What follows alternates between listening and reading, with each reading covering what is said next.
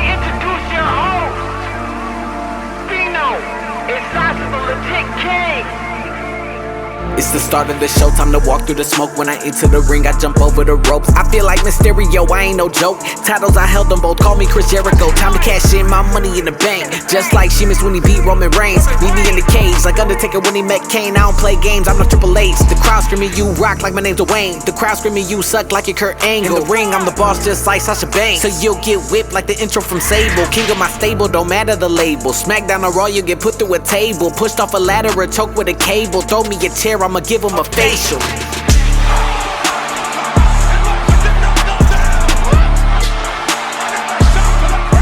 It's the start of the show, time to walk through the smoke. When I enter the ring, I jump over the ropes.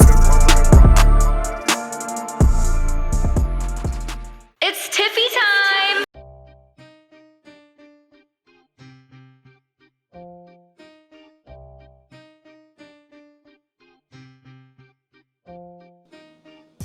What's up, ladies and gentlemen, and welcome back to the wrestling podcast known as Ring Champs. I am one of your co-hosts. It's your boy, Just Fino. And of course, I'm here with my co-host, the one and only Sasha, the legit king. Sasha, say what's up to the people. What's up, people? How are you doing, Sasha? I'm okay. A little tired, but I'm okay. My birthday is this week. I'm jettisoning to middle age. Other than that, I can't complain. Yes. It is your birthday, and it feels like how are we gonna celebrate that, Sasha? I mean, unless you got Damian Priest popping out of a cake, I really don't know. I don't have any plans. I'm just gonna probably buy myself a book and eat a burrito and tell my kids to ask their dad questions. That's pretty much it. Okay, I'm gonna see if I can work on the Damian Priest thing. I don't even need the cake, so that's fine. Oh, okay. Well, good. To save me some money on that. Exactly. But I'll see what I can do. I know some people who know some people who know some people, and maybe they can work something out.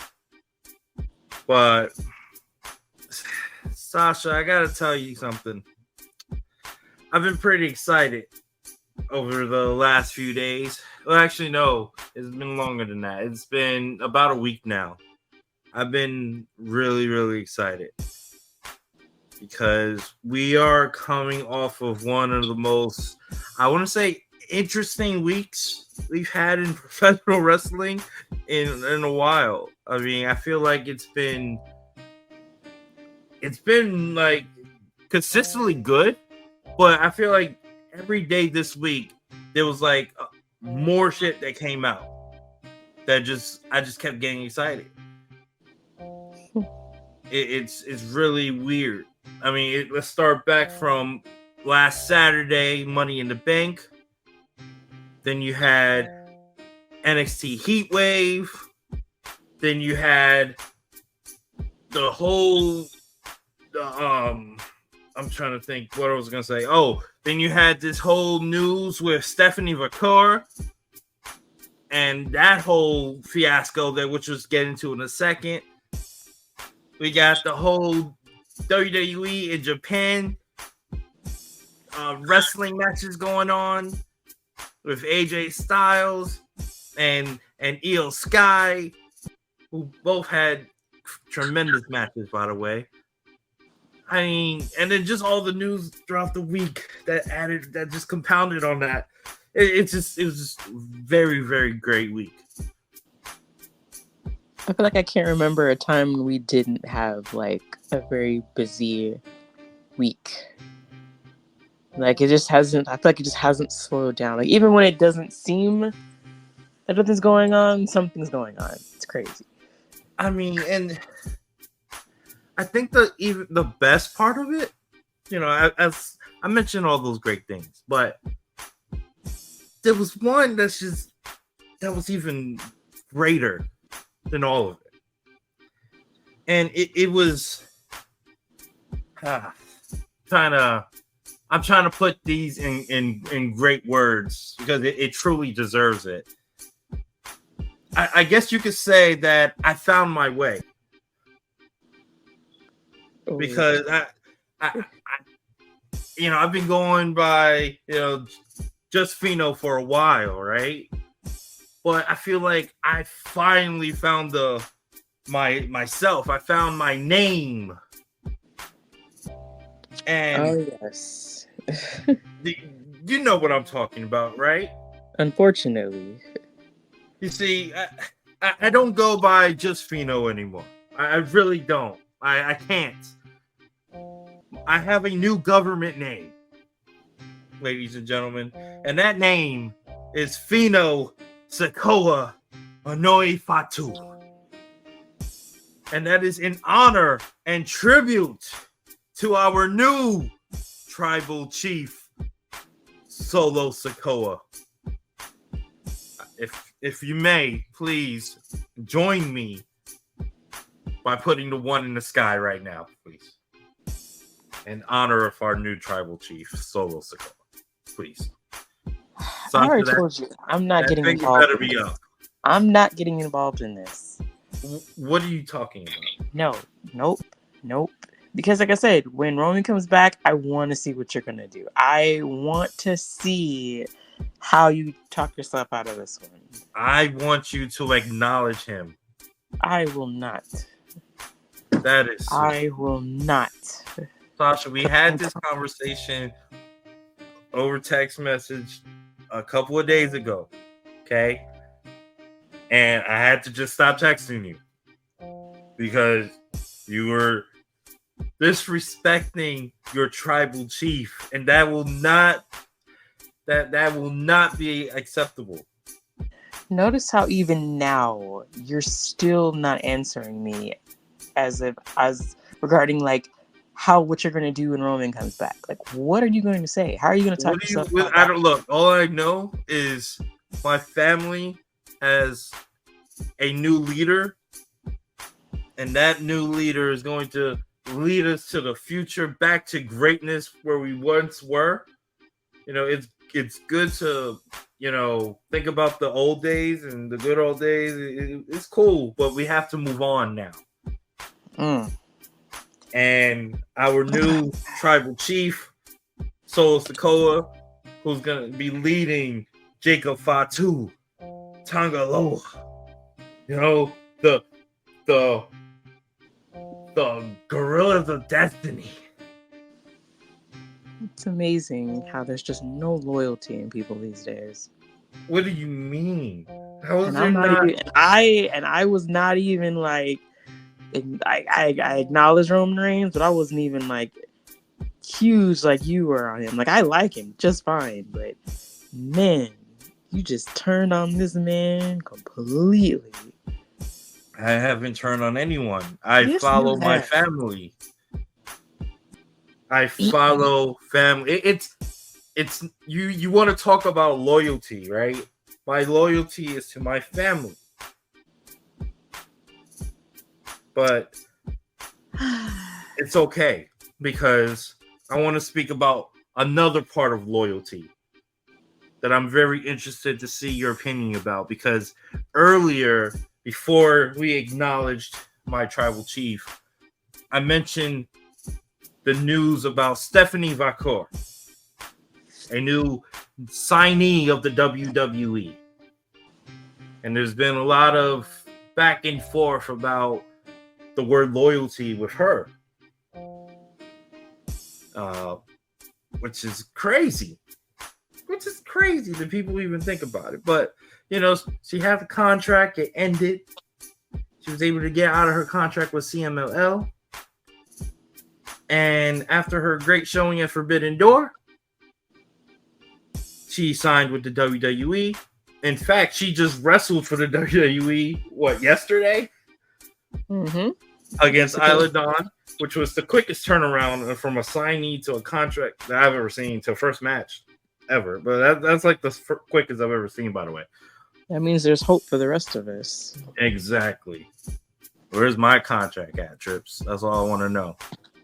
But before we get into like the rest of the show and the rundown and all that, I just got to know, Sasha, what do you think, real quick, about the loyalty part about her leaving CMLL, not finishing up the last dates that she did have because her contract did end. She was able to get out of the contract, so there's nothing technically holding her to wrestle those events. Well, what are your quick thoughts on that? Okay, so I only vaguely know. So, you said, her contract was up, correct? That's she was done legally. Everything was tied up. I guess my question is, why are people so mad? What? Why? I mean, Why? she She was scheduled to, I guess, to drop the titles that she did have because she was a triple champion. She did lose one of them to Mercedes Moné at Forbidden Door.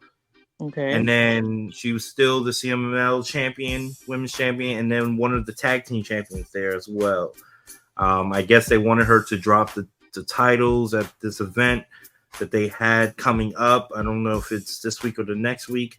But I mean, her contract was up. She found a way out of her contract, and she was able to sign with a new company. So there's a lot of people, including people like your boy Dave, was saying stop calling him my boy. Yeah, he ain't mine, so I gotta say it's somebody's. They just said that, hey, burn bridges because they kind of badmouth her because she didn't fulfill her dates that she was, which I can understand from their side. She was one of the people that they first advertised for these events, and then now she's not gonna be there. So I get it, but at the other side, on her end, I mean, I got a contract with WWE. She really wants to be in WWE. I'm gonna take the opportunity. You know what I mean? This, I can't just say, hey, I don't have that power where I'd be like, hey, look, can you give me a week or something? Sometimes you just gotta grab it and go with it. But I feel like I've heard in the past where people said, hey, I have these commitments to fulfill, and they let them do it. So my question is do the way that this happened, because it seemed like this happened really fast. Like I said, for all we know, this could have been in the works. We really don't know. But we'll see. From the moment it dropped, it was kind of boom, boom, boom, and now she's on the Mexico City show. I saw a video of her. Damian Priest welcomed her, and it's just Shawn Michaels was welcome to the team. I feel like they might have something they have for her that they just couldn't wait. This doesn't feel like you just signed her and you're gonna let her sit for a while. They want her and they have something. Yeah. The thing too, it was more she could have done it, but she didn't want to. Now, apparently there's some background information that we don't know. There was some issues with her. Her and I guess a boyfriend or ex-boyfriend or something that works for CMLL. I have heard something like that. We don't really know, but it's like you mentioned, where people will say, hey, I have these dates that I got to finish up and then I can go. But it really seems like she didn't want to finish those dates. She just wanted to just drop the titles. She didn't want to fulfill. She wanted to get out of her contract. She didn't want to be there, it seems like.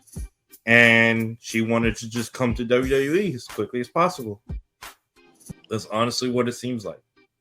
It happens.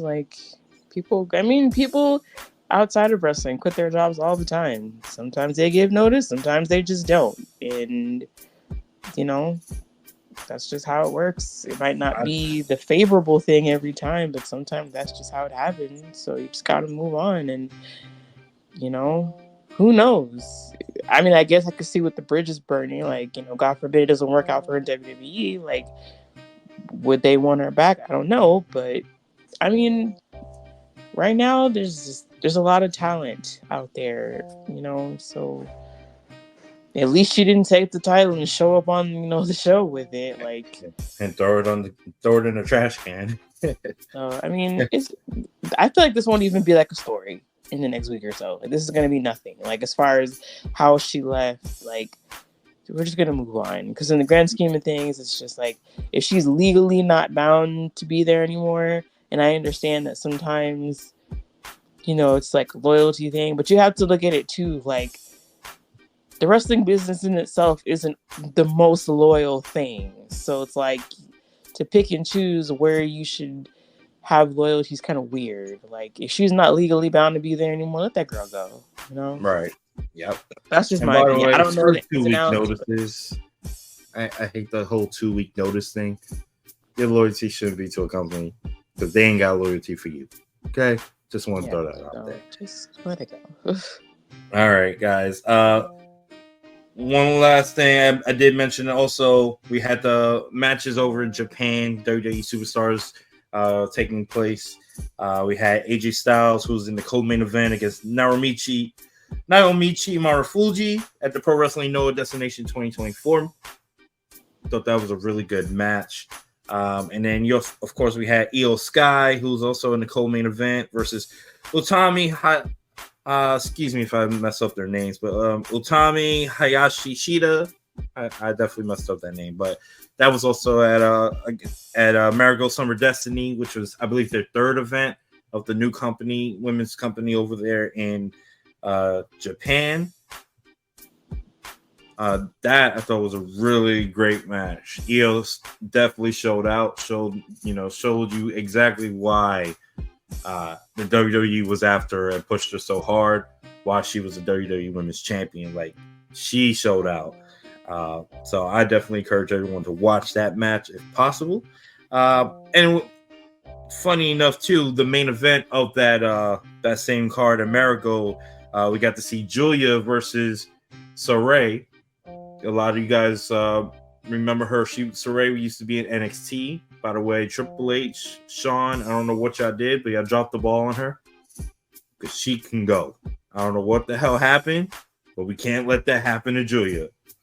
But Saray did win that match. So it seems that Julia has now, for now, looks like she has finished up all her dates for Marigold, and she'll be heading to the WWE.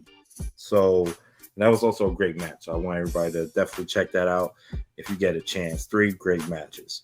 But anyway, back to our regular scheduled program. Sasha, we have kind of like a new segment here that I will allow you to announce or to go with and talk about it, because this is your thing.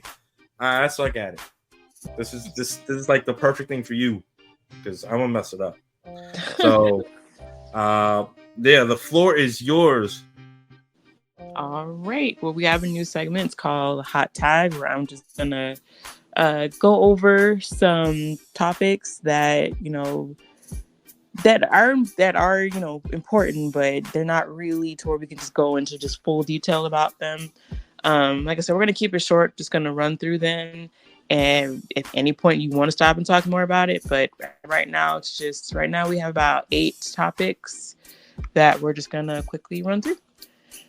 All right. So first we have Jordan Grace. She announced that her TNA contract ends in January. So I know people are going to be very interested in that, seeing as that she just was on NXT Battleground. ESPN announcer Joe Tessitore signs with WWE and will be joining SmackDown to create a 3-man commentary team with Corey Graves and Wade Barrett.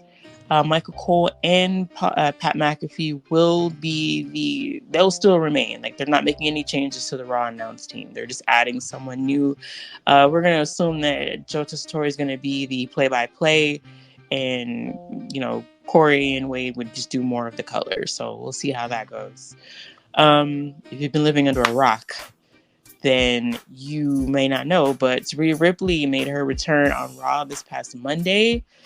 She's reportedly now a babyface, even though the rest of Judgment Day are perceived to be heels. I mean, I would argue El Campion's kind of like in the middle there, but Rhea Ripley's definitely a babyface, and she's, from what I understand, she's going to be starting off Raw this Monday. So just make sure that you guys are there right at the beginning of Raw. You don't want to miss what Mommy has to say.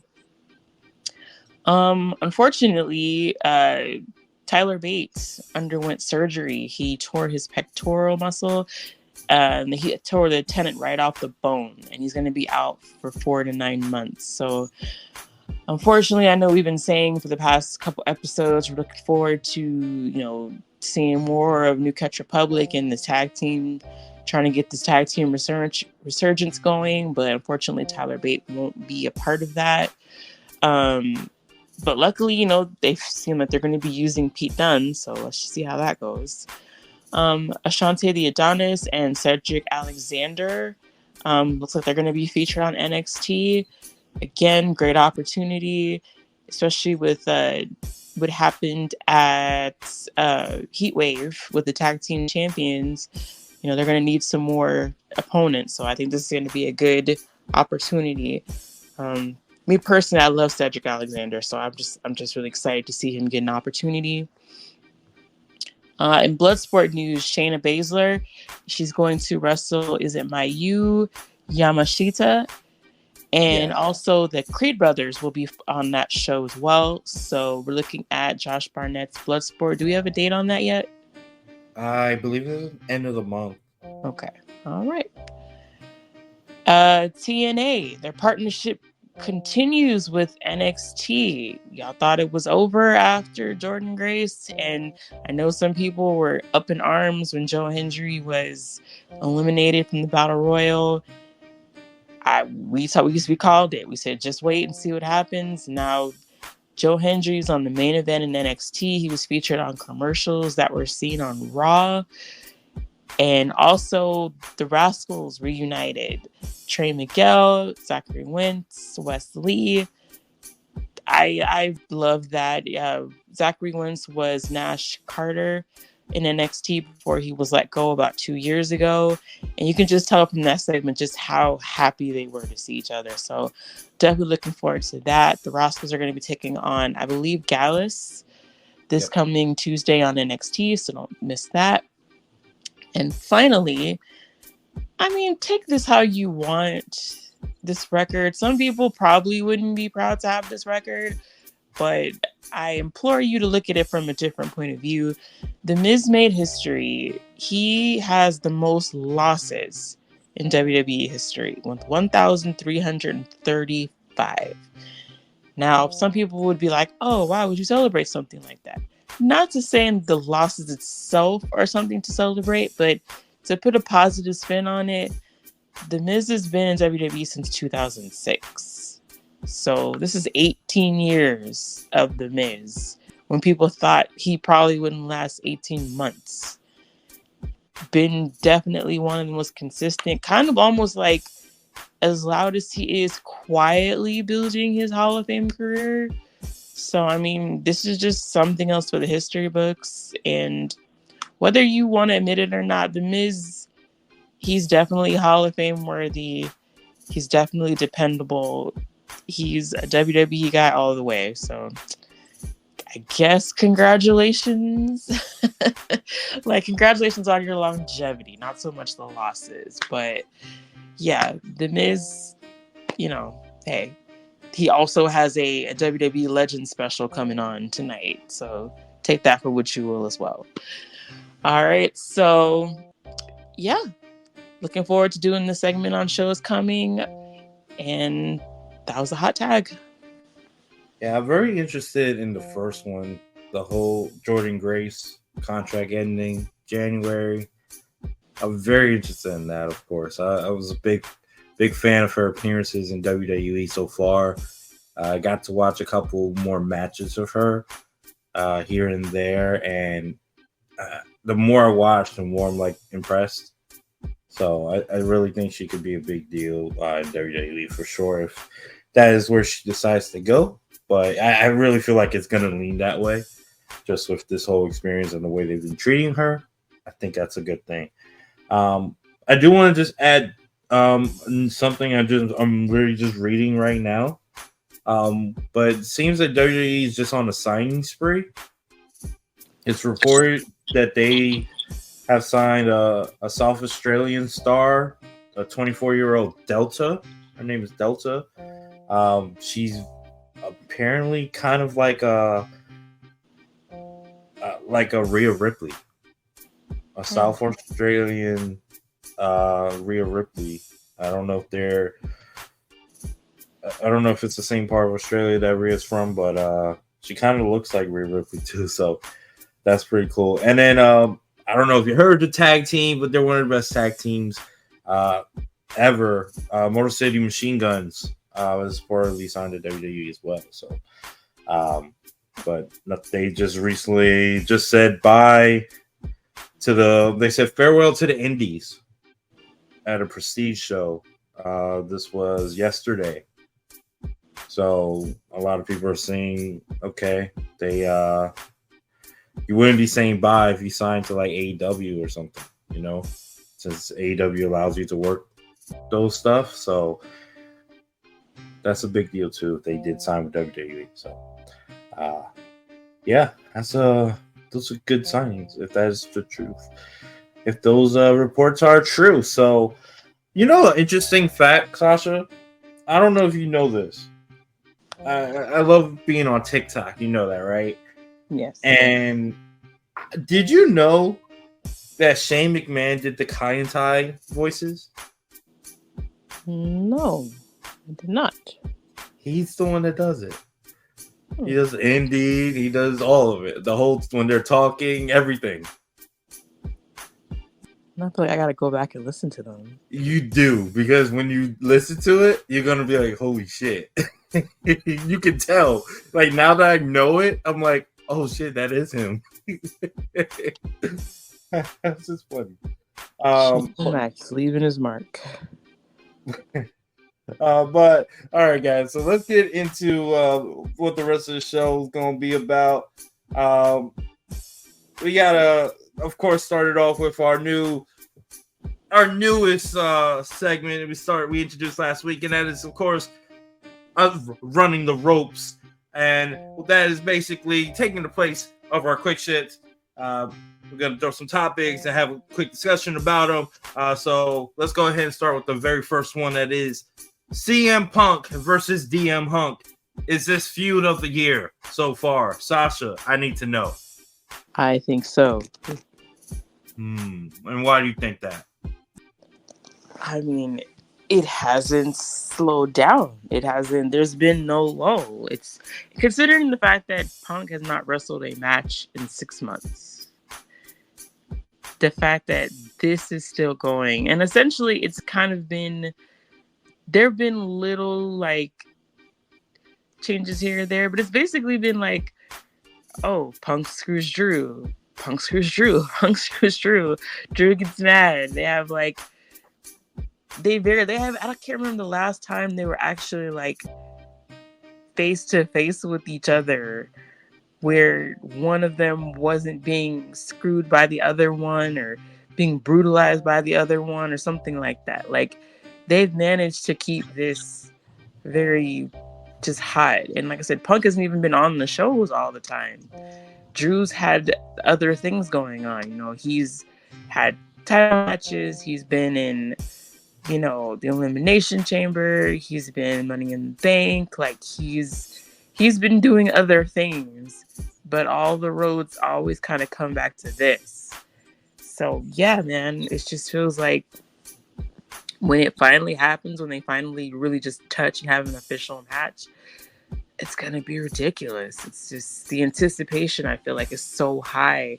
The Bloodline, I feel like the Bloodline definitely had a lull. They were trying to just reconfigure. It's picked up now. I think it'll really kind of just pick up definitely, maybe after, like, leading into SummerSlam and afterwards. But, man, I can't off the top of my head think of a time where Punk and Drew just wasn't awesome, even in the small details, because it's building up to something good. So yeah, I would already call it July feud of the year right here. CM Punk and DM Hunk, as he likes to be called. I understand that. I really do.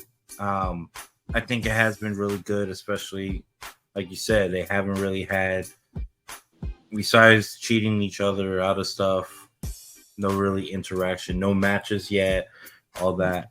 I still can't put it above Rock and Cody, or Rock, Roman, and Cody. However you want to frame that, not yet, especially after the WrestleMania. Like that really like put it on like a legendary level. The transformation of the Rock and all that good stuff. I can't put it above that yet. I think I gotta see the matches and stuff like that. I think that will put it over the top of it. But it has been a great start so far. I mean, it's been what, 4-5 months of it, kind of, because it really started after the Rumble, or it started at the Rumble, or right before it, right? Something like that. So I have to put it on the back burner for now, probably at number 2 right now, under Cody in the bloodline. But it's getting there. It's heating up for sure. All right, so let's get to the second topic, and that topic is basically all you. But Damian Priest, it was announced that Damian Priest is having a WWE 24 documentary about him. I believe that's dropping In August. Early August. I didn't get a date. I couldn't lock down a date of it, but at some time in August, we're getting that documentary for Damian Priest. Sasha, like I said, it is all you. I'm gonna let you have the floor on this one. I mean, they must have thought about me for my birthday. It'd be a couple weeks after, but I'll take it nonetheless. No, I think it's cool. I'm definitely gonna watch it. It would be interesting to learn a little bit more about him, and especially how this is his first, major championship reign. He's the world heavyweight champion, so I'm looking forward to watching it, just to see the parts where he was talking about how much his family was affected by him essentially like losing everything, trying to live out this dream. I've heard interviews with him where he said like he had like essentially a cushy job, managing a club, and they said all you have to do is just give up your wrestling, and he was like, no, he quit that, and he dedicated his life to being a professional wrestler. That's got to be hard. I think I heard they said he was like homeless at one point. So to really just put yourself out there and just lay everything on the line in hopes that you'll make it somewhere, and seeing where he is now, I think that'll be really awesome to watch, and he deserves it. A lot of people have been kind of hard on him lately, saying that he's a transitional champion, that he's made mistakes in the ring, and I'm just like, me, I love him, but at the same time, I'll be very objective about it, and I feel like it's just, I think people are just up in arms about anything these days. Like, they just want to be mad about everything. So I hope that people will take the time to watch this and just kind of understand this man's journey, because in comparison, he's a lot older than a lot of his peers. I think the only person in Judgment Day that might be close in age is Finn Balor. I gotta check and see how old Carlito is, but yeah, he's one of the oldest, if not oldest person in Judgment Day. So, I don't know, Carlito's oldest. He's 45. But yeah, I think it's going to be a good thing. I think it was smart of them to do this. I don't see him staying heel, like true blue heel. I know he's part of a heel faction, but he just hasn't been very heel-like to me lately, which is not bad. So I want to see how he'll do going forward. But I'm excited about it. I'm going to watch it. I think they had like a documentary on him a couple of years ago, and it was really good. Like, he has a really inspiring story. So I'm looking forward to seeing it. Yeah, I just gotta. I've never heard him speak outside of just being in the ring. So this would be my first time kind of getting a background of him. You mentioned the whole homeless thing. He's mentioned that several times. So it would be interesting to learn just more about that and just his whole background. Like I said, I don't know, and never had any prior knowledge, so this would be cool to really get that. And they do a really great job with the WWE 24s. So I have no worries that this won't be good because they kill it when it comes to these things. So, and I wonder how if they'll show everything leading up to Mania. I kind of hope they show after Mania too, because I want to see like how is he handling it personally, like being champion. Like, because he already seemed like one of the most consistent people the last few years, but now it's like to make that step up to being like essentially the man of your brand. Like, how was that for him? Like, how was he adjusting to that? Because, like I said, it's one thing to sacrifice your life to get somewhere, and then you actually get it. Like, how is he handling that? So I wonder. I hope they would show that too. Yeah, how far does it go? Well, I'm interested in the timeline. I like the fact that they showed like they had old tapes of him and stuff. I thought that was pretty cool too.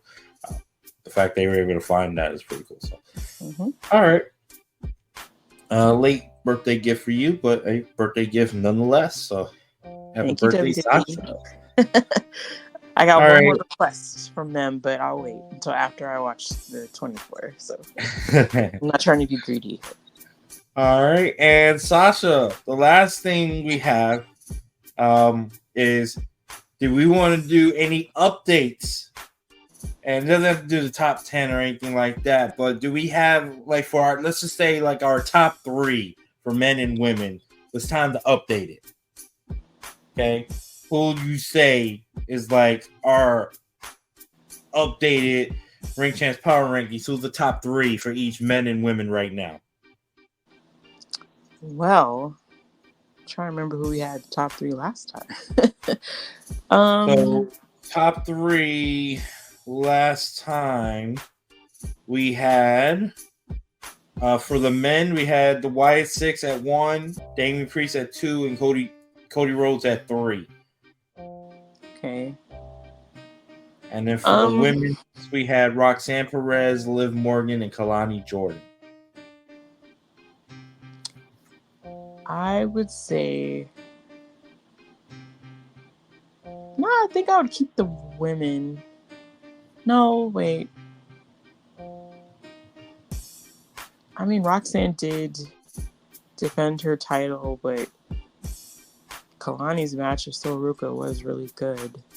Liv Morgan, we'll just keep the women the same. I really don't, because if anything, any change that I have to make would just be really minuscule. Like maybe just shift one for the other, but it's not really that huge in the grand scheme of things. For the men, I mean, the Wyatt 6, I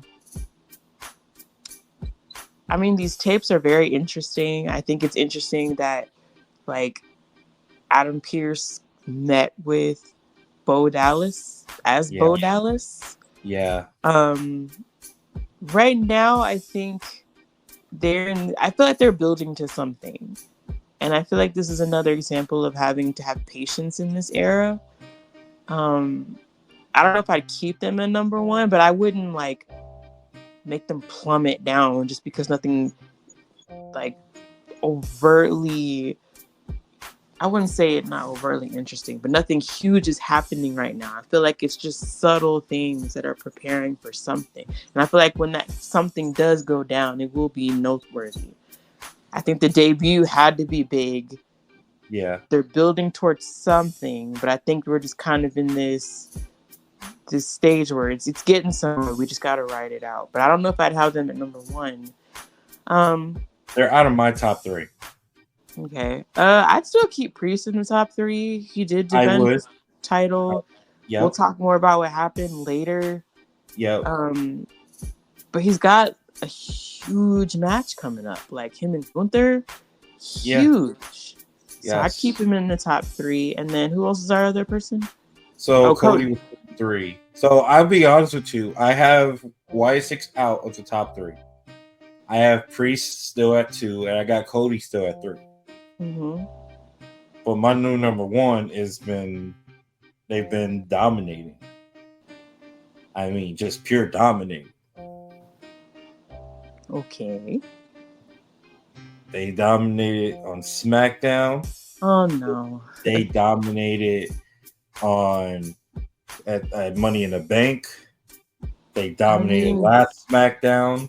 Didn't we essentially do this already? Like, we basically did. But the new number 1 of our power rankings is the Bloodline, led by our new tribal chief, Solo Sikoa.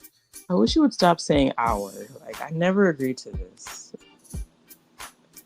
Whether you agree or not, he is the new tribal chief. He has to. You can't make me acknowledge him against my will. I won't do it. I didn't say you.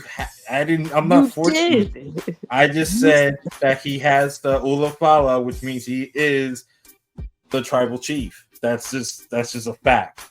So fact is, he pinned Cody Rhodes. So, and they just destroyed Randy Orton. He's done. He's retired. He's gone. Don't say that. Other than that, I mean, what else can you? He killed Paul Heyman. I mean, what else can you say? They are the number 1. Then right now, power rankings, they're number 1. That's it. I cannot wait until we do the episode after Roman Reigns comes back. I don't know what you're talking about. Anyway, I'm gonna sit there. No, I'm gonna sit there like Mr. Burns with my fingers tinted, waiting to see how you're gonna talk yourself out of it. I am waiting for that. That is our men's power rankings, and for the women's, we have Roxanne, Liv, and Kalani in honor. And you'll know more information as to why I do this, but I'm going to put Kalani at number 1. Okay. And I just moved down Roxanne and Liv. But Kalani is currently my number 1 right now. Okay. I would say that Sol Ruka would be number 4. That's only because she lost. Okay. So where's Lola on your list? Lola went down to number 6. She was number 5.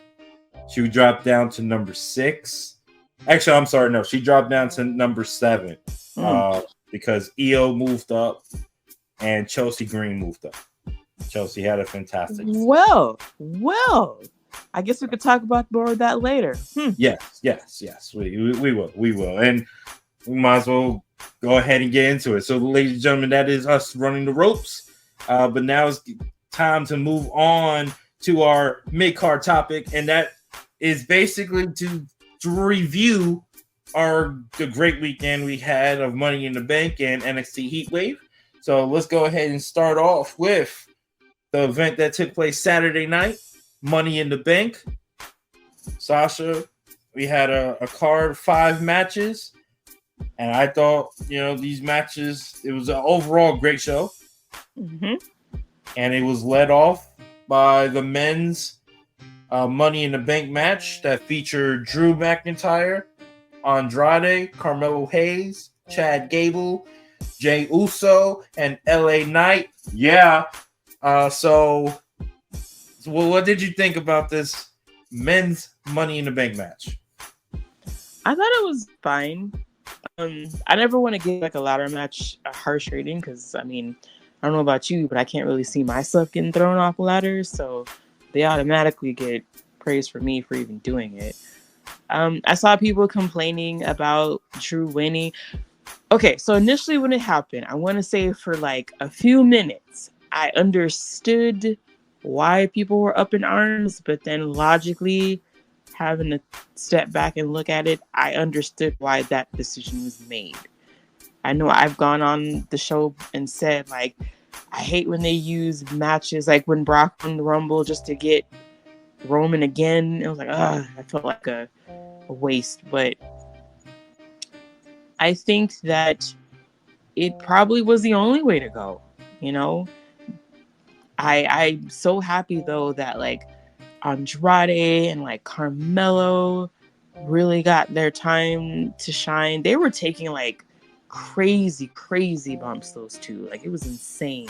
And to think about like this is a match where like Ricochet was not there. Like the people that normally are in there to like do the crazy spot. So it just kind of opened up a time for people like Carmelo Hayes in his first Money in the Bank. Someone like Andrade who's just coming back. Chad Gable had his moments to shine. LA Knight, I knew he wasn't going to win because this whole Logan Paul thing, which I think is the right way for him to go. I think that's going to be the win that he's going to really benefit from. Jey Uso, even if Jey had won, I mean, I think I could argue that maybe Jey winning would have been okay, but I would just be like, okay, where's he going to go next? I still think Jey is kind of in an odd place. But then I also have that sneaking suspicion, like, him and this Wyatt 6 thing is going to be it. Like, I know everyone's looking at Chad Gable, but if you think about it, like, when they show, like, the times I can really think about them showing up, Jey the first time, it was the end of Jey's entrance. This time when they showed up for Chad Gable, like, who did Chad wrestle? It was Jey. So I got that bookmarked in the back of my head that that's where he could be going. But I could be wrong. I don't know. But no, I thought it was a good match. Drew winning.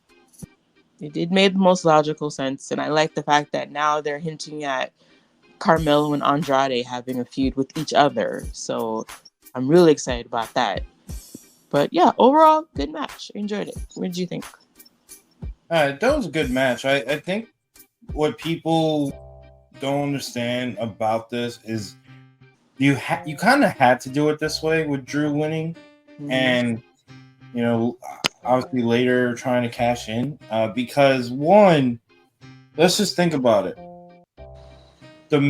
Both champions are basically already set. Like we know kind of like the path.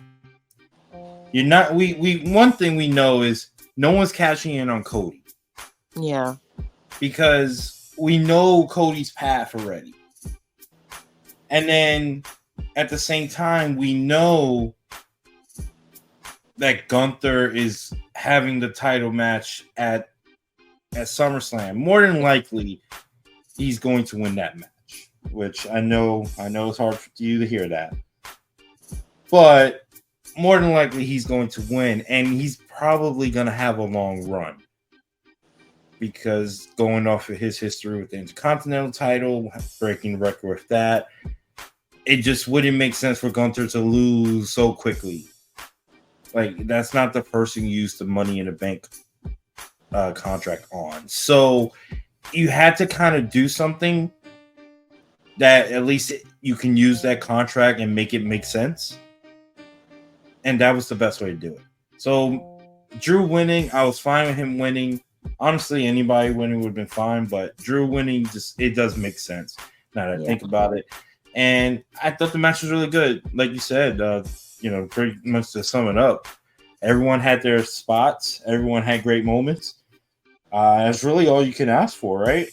Like, I think it was the right people that they chose this year. I think it was to go forward. It gave them kind of a reminder to the audience, like, hey, these are people we want you to watch. So I think, because I feel like all of them have something going after this match. It wasn't like they just put them in the match and then you probably don't see them for the rest of the year. Like, coming out, everybody has a direction. So I think that was a really good, I think this was good. This is good. It makes sense. I would also say too, like, I think Andrade having such a big momentum swing in this match, I think is really going to help him the most. And I'm really interested in that Melo Andrade match next week because I feel like that's going to kind of put them both on a bigger level. Especially, please give them time. And I think this could be exactly what they needed. I just think that's the perfect move. So, great job by them. Great job with that match. It was really good. All right, let's go on to the next match. We got Sami Zayn defending the Intercontinental title against Braun Breaker. Sami Zayn did defeat Braun Breaker in the first match of that Braun Breaker had for a singles title on the main roster. What did you think about that, Sasha? I thought it was a good match. I don't think losing hurt Braun in any stretch of the imagination. I think you could kind of tell the story like he's kind of a hothead and he's kind of he's very difficult to control and to tame, and sometimes that can maybe be his downfall. But I think it was a good match. I am anxious to see who's going to be the person to beat Sammy. I think Sammy's been doing a good job. Like, he's been doing a good job. I see people calling him Sammy Hogan, and it's just like, guys, he's literally only held the championship for like 3 months. So calm down. Calm down, everybody. So, because it could have been the person, whoever beat Gunther, to try to follow that up is very hard for anybody to do. So I think Sammy's been doing a commendable job with it. The Intercontinental Championship still means something. So I think the match was good. I think him and Dragunov this coming week? Is that right? Yeah, him and Dragunov for Intercontinental title. I'm ready. I'm ready. Give them time. You're telling me the week of my birthday, Sammy and Dragunov, Carmelo and Andrade.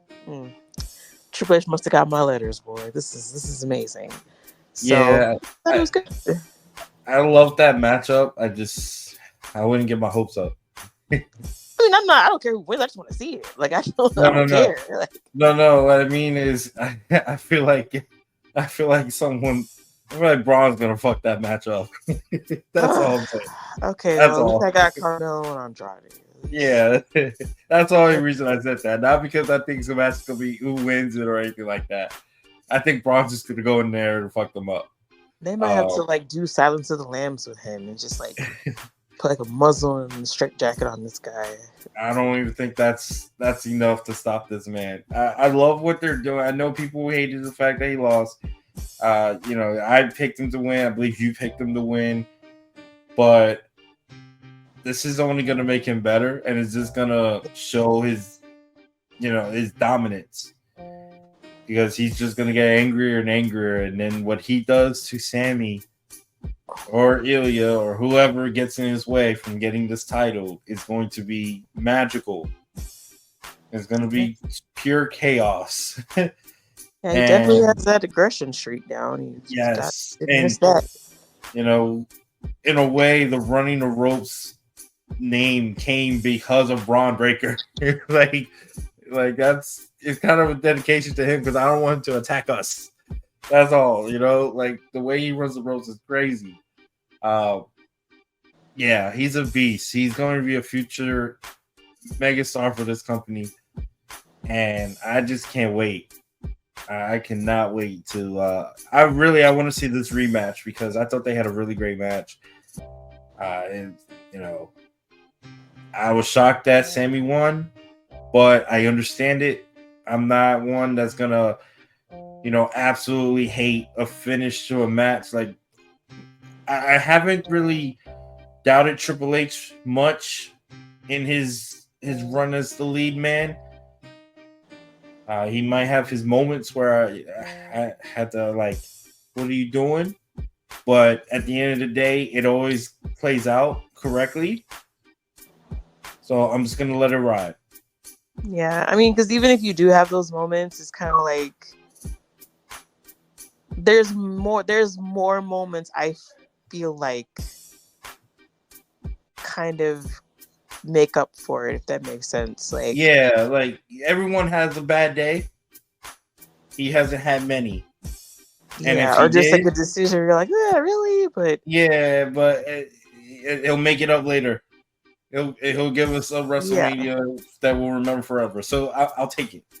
I will Or take like it. even in the grand scheme of things, like you might just forget it like a week later. You're like, oh, like why was I not about that? It doesn't matter. Yeah, Like, exactly. it's fine. Yeah, so it's okay. Trips, I got you. I know what you're doing. You're about to make Braun a superstar. That's all that matters. So, hey, I'm happy with it. All right, so let's go on to the next match. And this was Damian Priest, who defeated Seth Rollins, and Drew McIntyre, who cashed in his money in the bank during this match. Damian Priest was able to defeat and pin Drew McIntyre after CM Punk once again interfered and cost Drew McIntyre the title. He beat his ass, hit him with the steel chair, hit him with the championship belt, did everything he could to screw this man, and he definitely did. At the same time, screwing Seth freaking Rollins, because now Seth is not able to challenge Damian Priest for the title as long as Damian Priest is champion. Although the 2 nights later, it does seem that they kind of waved off the gentleman's agreement. Yeah. Which I thought that was a little weird, but I get it. At least they did it in a cool way, so I'm okay with it. Yeah. But as far as the match is concerned, I know there was a hiccup, on Damian Priest's part. I don't really care. I think Triple H did an excellent, talked about it in an excellent way to kind of not defend it, but to kind of just, hey, mistakes happen. It is what it is. Besides that one little blunder, I thought the match was great. They were having a really good match. I agree. And, obviously the shenanigans with Drew was going to happen. He tried to pull a Seth Rollins on Seth Rollins. Unfortunately, he had a CM Punk chasing him, basically, and stalking him and trying to kill every vibe that he got. Basically, I feel bad for Drew because he promised he was going to leave with the champion. He said he was going to win Money in the Bank and he was going to leave Money in the Bank as champion, and he did win the Money in the Bank match, but he didn't surely leave as a champion. He probably left in the stretcher. I don't know. No, he didn't. He didn't leave that. Did you see what happened after the show where he invaded the post show? Oh yeah, that's right. He did do that. Into it. Yeah. That's right. Then he elbowed. That's right. And he was like, "I know where you live." To me, I was like, "That's it. This man is completely unhinged now." This man said, "I know where you live." Is Drew gonna go to Chicago? I know that next week he'll be on Raw, but is he gonna invade CM Punk's house? Are we gonna see AJ? Is Larry gonna bite him? I gotta know these things, people. We gotta know. I feel like in the past when they've done these home invasion things, I've never just been a huge fan. I don't hate them, but it's I feel like this, if they had done this kind of home invasion, I'd watch that. I'd watch that in a second. Because that's the kind of man, he tears some shit up. I'd watch that twice if I had to, 3-4 times. I think all the home invasions, though, I know they've been cheesy, but they're cheesy, but they've been good though. I think they've all been entertaining. The LA Knight one was entertaining with AJ. I thought the the Dominic Mysterio one with Rhea. I like that. That wasn't that's probably my favorite one because it wasn't. I feel like the problem with them sometimes, the Triple H and Randy Orton one, that was very overproduced. That was a lot. The camera angles and throw through the window. It was very much overproduced. I feel like if you're gonna break into a man's house, because really, it's Dom. He's showing up at his parents' house, But why is Ray wearing his mask? Yeah, that's silly. I'm okay with that. You're showing up at your parents' house, cool. But I feel like if you're really gonna go for it, this would be the kind of feud where you would cross that line. Because I feel like they're not afraid to cross that line, like both of them. And Yo, this was like a real blood feud. Like I remember even like after Punk, interfered, I was thinking like, man, like we don't have like dog collar matches in WWE, but gosh, I'd love to see something like that. Or if you're gonna have a Hell in the Cell match this year, I wouldn't have that be first. Like that's not first for me. That should be like, we gotta end this now sort of thing.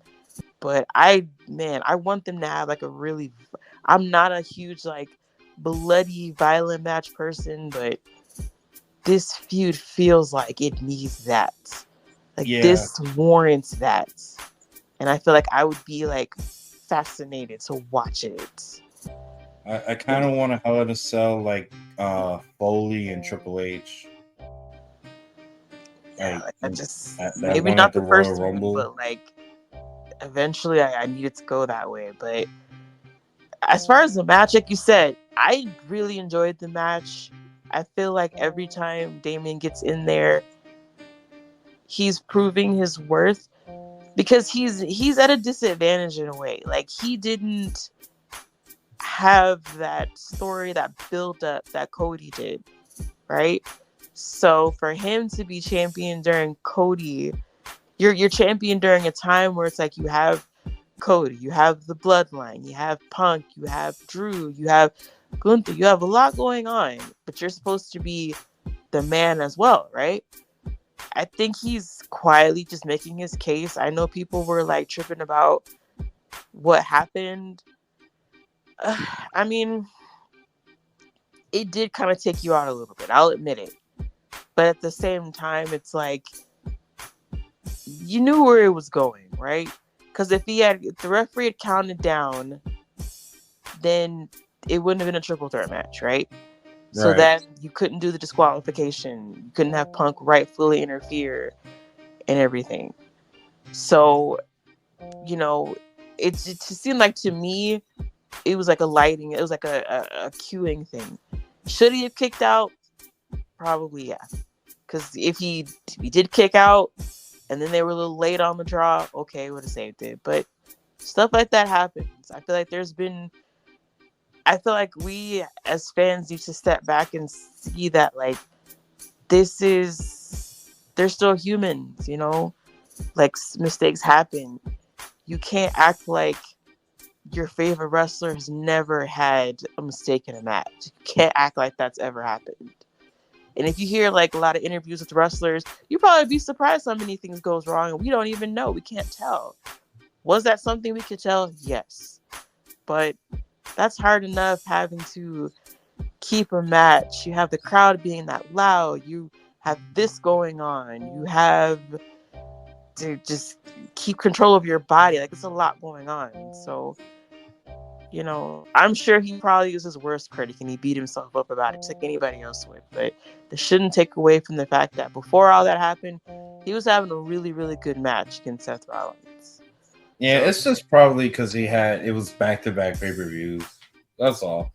Where he had like, and even when he like fell over the rope, like that was just a freak accident. Yeah, like, I know. That wasn't like. No, I know. I just that's what I'm saying. It's probably just because he had back-to-back accidents. That's all. I think people just find their way to hate, but it doesn't. Like, it don't matter. All right, so let's go on to the next one. We have it was the women's Money in the Bank match. We had Tiffany Stratton, who won the match with Chelsea Green, Io Sky, Lyra, Naomi, and Zoe Stark. I would like to take the time and ask you to please acknowledge Chelsea Green. Okay, I only acknowledge one person. Oh, okay? No. I will say Chelsea Green had a very great show. Thank you. But I don't acknowledge her. I'm just saying she had a great showing. I've never not liked Chelsea. I just didn't pick her to win.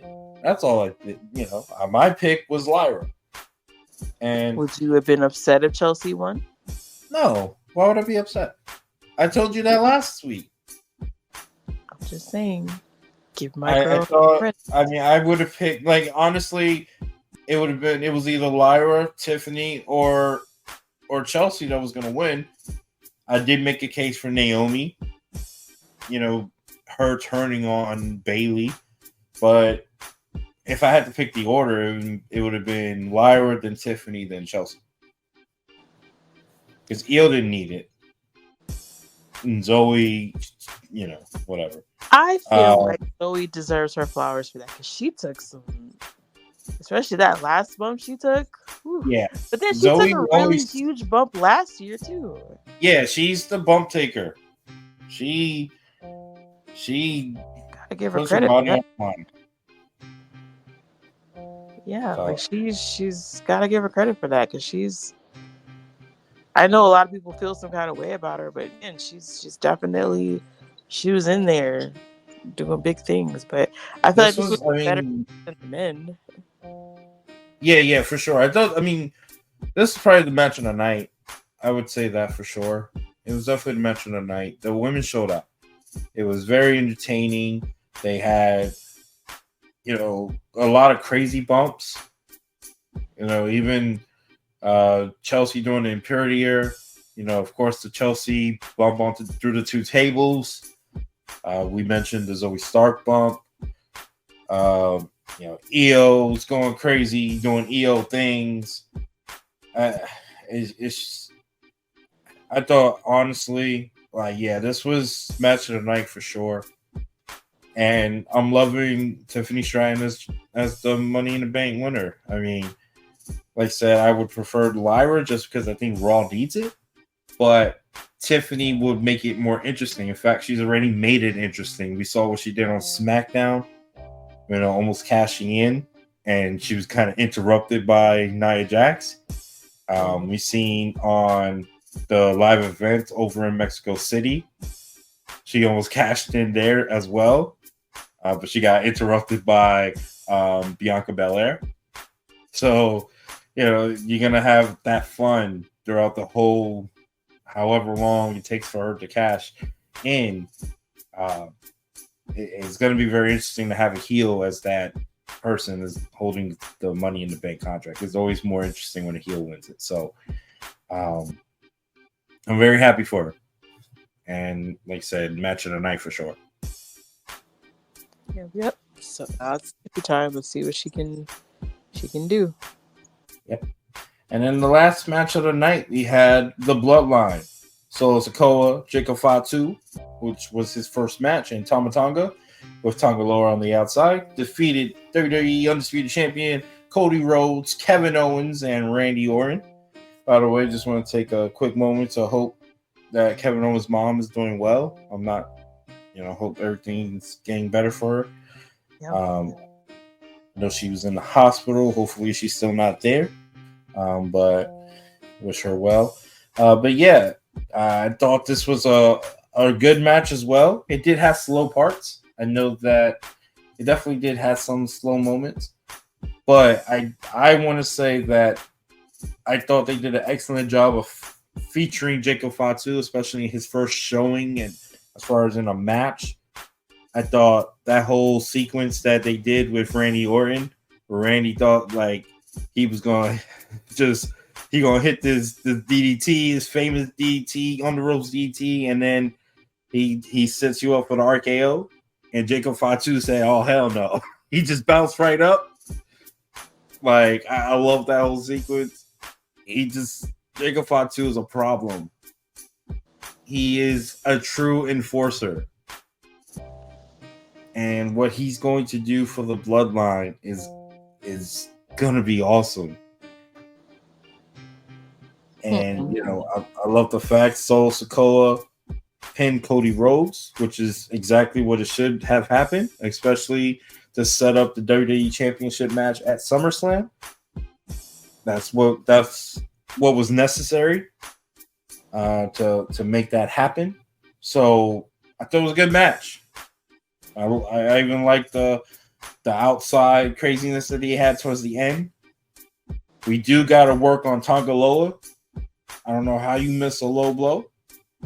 I think I heard he was concussed or something, or something happened on the outside right before.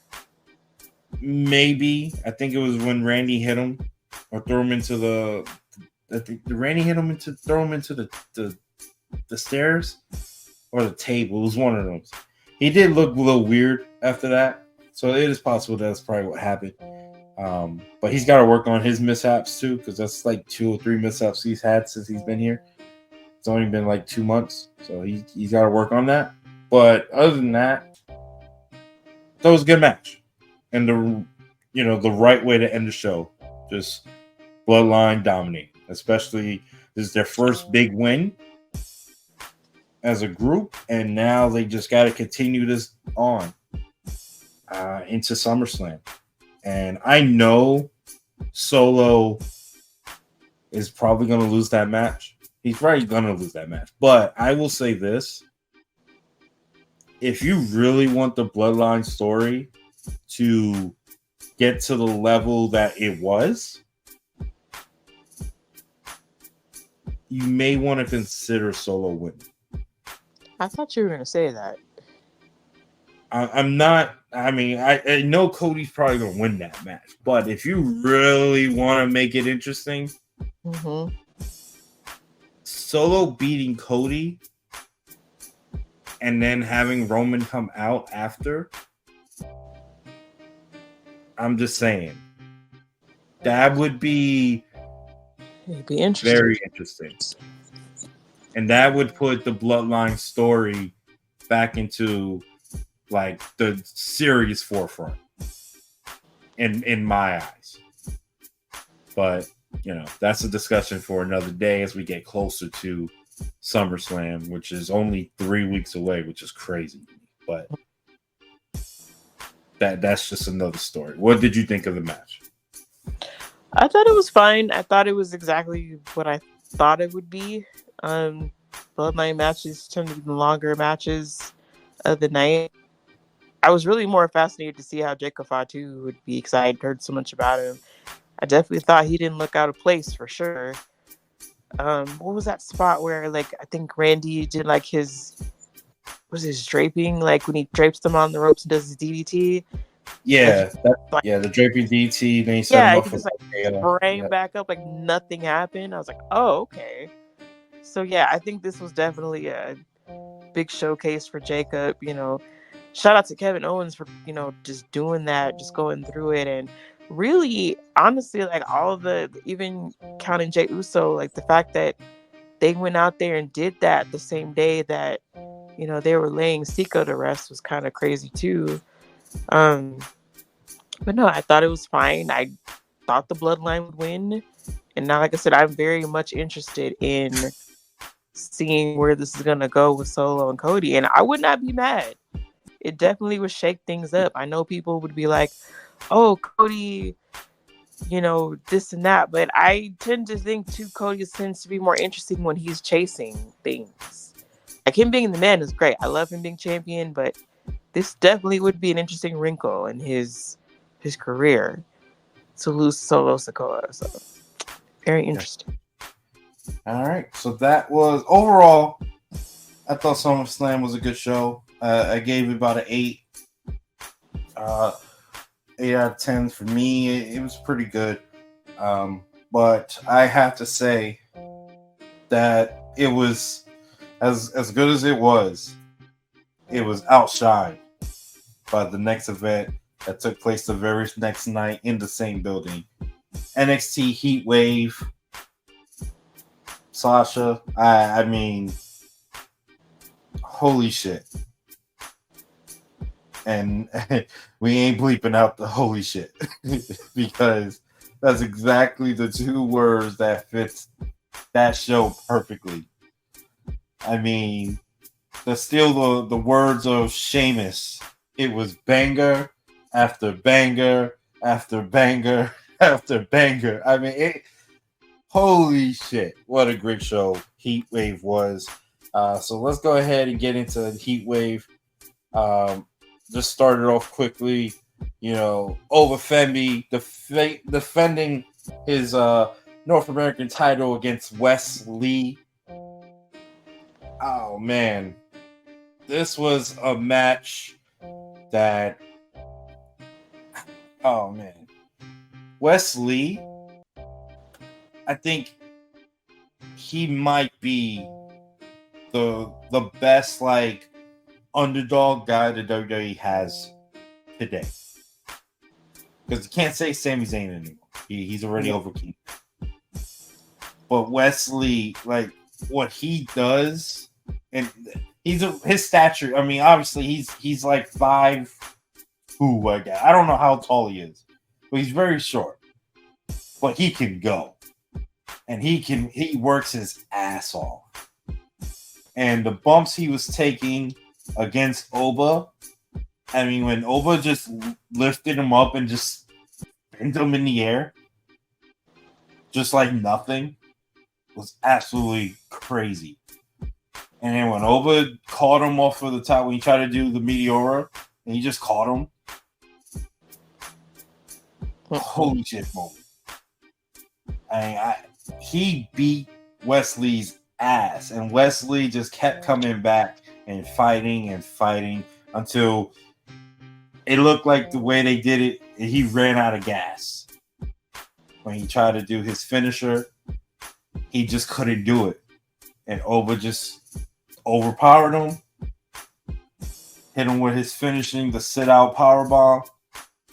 1, 2, 3. Excellent fucking match.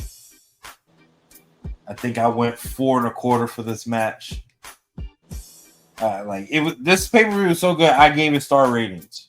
Each match star rating. I had to. It impressed me that well. What an opener.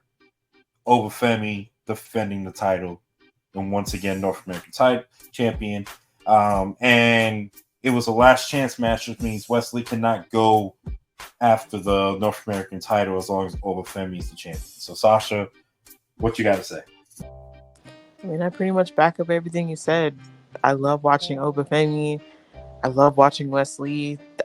I know that Lee can't challenge anymore, but I would love to see them. I think I tweeted I could watch them wrestle like all day. Like it was such a amazing big men versus small men dynamic, and I don't know. I just love it. I want to see where Oba's gonna go now. Like we mentioned earlier, the Rascals are reuniting this Tuesday against Gallus, but amazing. I loved it. And it's crazy, like that was just the first match of the night. Like I know they had the pre-show with Carmen Petrovic and Ariana Grace. They defeated JC Jane and Jasmine Nix, but like as far as the main show, for this to be like the opener, it was ridiculous. It was just crazy. And I remember when I first heard the NXT was going to come after Money in the Bank, I was like, oh man, really? I know it's probably not the first time, but it always like, oh, I was really hyped for Money in the Bank, and they just, gosh, they did kind of like that old school black and gold. Like they were like, hey, main roster's gonna be on the same weekend as us. We got to turn it up, and I feel like this was definitely the beginning of them, throwing down the challenge for the main roster, because it just went up from here.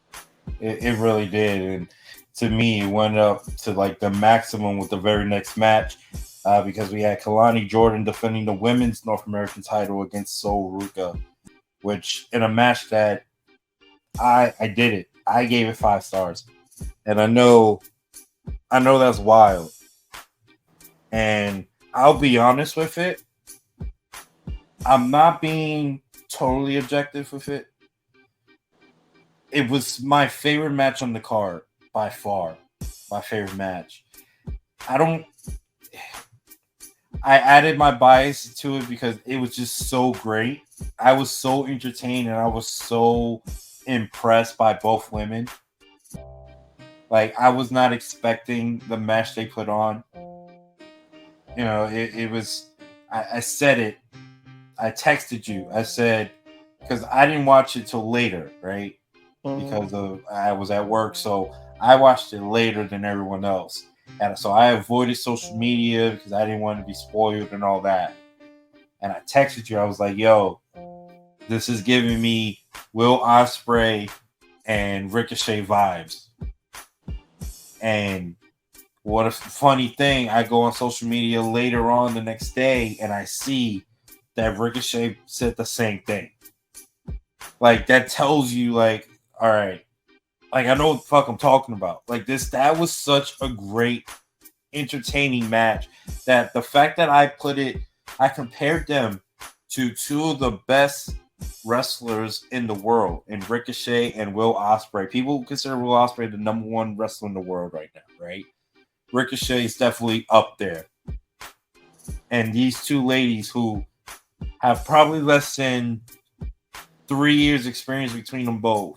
Like, well, 2 years for Kalani, and I think Soruka's probably about the same. So they have less than 5 years of experience combined. Okay, I think this is their first PLE match, or like singles match, I think. I'm not 100% sure on that, but I think it is. And that's the match they put. Like, holy shit. Love the moveset. I thought Soruka was absolutely amazing. I love that move she did. She did the front flip turning into a clothesline. Mm-hmm. Oh my God. The Poison Rondas they were doing, the one from the top rope that Kalani did and finished it off with her finisher. I mean, it was just action packed, move after move. I know that people will say it was, I know your boy Dave criticized the match, which blows my mind. He said it was like a gymnastics being like acting like if it was wrestling or something like that, to that effect. And I was like, yo, Dave, you do know that's what AEW does, right? Like, that's basically what AEW, that's what they do. They just do move. Like, they don't really tell stories. And I like AEW, you know? I always talk about AEW, always represent them. But that's what they do. Like, that's their whole show. So, you can't over there give Swerve and Will Ospreay fucking 6 stars or 7 stars or whatever type of stars you gave them and then shit on this match when they basically did the same thing. In fact, the beginning sequence of the match was a tribute to Will Ospreay and Ricochet, a match you gave 5 stars. And they did the same shit. Like, don't piss me off. This was an excellent match. I went to 5 stars. I had to. It was that great. And I'll be honest, it was not the best match on the card. But but with the combination of me being impressed by what they did and just how much I enjoyed the match, I went to 5. Sasha, it's all you. I think you pretty much said everything we could say about that match, so I enjoyed it. I'll just leave it at that. I don't want no smoke, so yeah, I enjoyed it too. They did a really good job. So yeah, I can't wait. Yeah, and I'll just say this last thing about Kalani. You know, Soruka was the one that, for a lot of people, see the most like brightest future for. We need to start putting some respect on Kalani. yeah. And I'm one of those people. Like, I got to start putting more respect because like I wasn't sure. I thought I said she was a sleeper to win the title in that ladder match, and she was the one to win it, obviously. But I didn't know she can do this. Now I know what she can do. Holy shit. The future is as bright as Soruka's. That's all I gotta say. And that's round 1. I can't wait to see round 2, 3, 4, 5, 6, 7, 8 for the next 10 years. That's all I'm gonna say. All right. Next match. This was the tag team match that I actually thought this match, non-biased, was actually the best match of the night. Nathan Frazier and Axiom defended their titles against Chase U, Andre Chase, and Duke Hudson. I went 4 3/4 for this match. I was so impressed with this match. Only reason I didn't give it 5, I just thought it was just missing something. I couldn't really put my finger on it. It wasn't a 5-star for me. It was just something was missing. I really couldn't put a picture up. I couldn't really describe it, but everything else was great. Action-packed, had near falls. I mean, you name it, it was there. Everyone had a big moment. I could not really. There was no negative things about this match at all. It was near perfect. What you think, Sasha? So this match actually surprised me because, you know, out of all the matches I feel like on my card, this didn't really have a story going into it. So if you notice, even in like the beginning of the show when they were doing packages, they really didn't have anything for this match. And I'm not saying it wouldn't have been good. It was just kind of like, oh, I didn't really know what to think of it because, like I said, everything else had a story. Everything else had something going in. They were kind of teasing something with Axiom and Nathan Frazier. Like Nathan didn't show up, until like right before the match. So there was that. So I kind of went in there thinking like, could this be them losing? And they had a few miscommunications during the match too. But as it went on, like it just kind of like kept surprising me. It was just like, it was very pleasant, like a very just like, oh, okay, oh, this is happening, oh, that's happening. It was a joy to watch. You just have certain matches where it's like, it's not that you're going in with low expectations, you almost have no expectations, and then it's just like, oh, this is great. So I really enjoyed it, and it tickles me every time I see Andre Chase wrestle in like his little sweater. Like it tickles me every time. I enjoy watching it. I thought he showed Yeah, out. I He loved showed it. out. Yeah, I loved it. I thought it was, just when you think like, because I mean, think about it. If any Chase U could have been one of those things where it was like, it couldn't have lasted long at all. But for whatever reason, they just have it to where it's been able to go as long as it has. The crowd was behind him. Like that's kudos to them. That's kudos to them for establishing something and still being able to,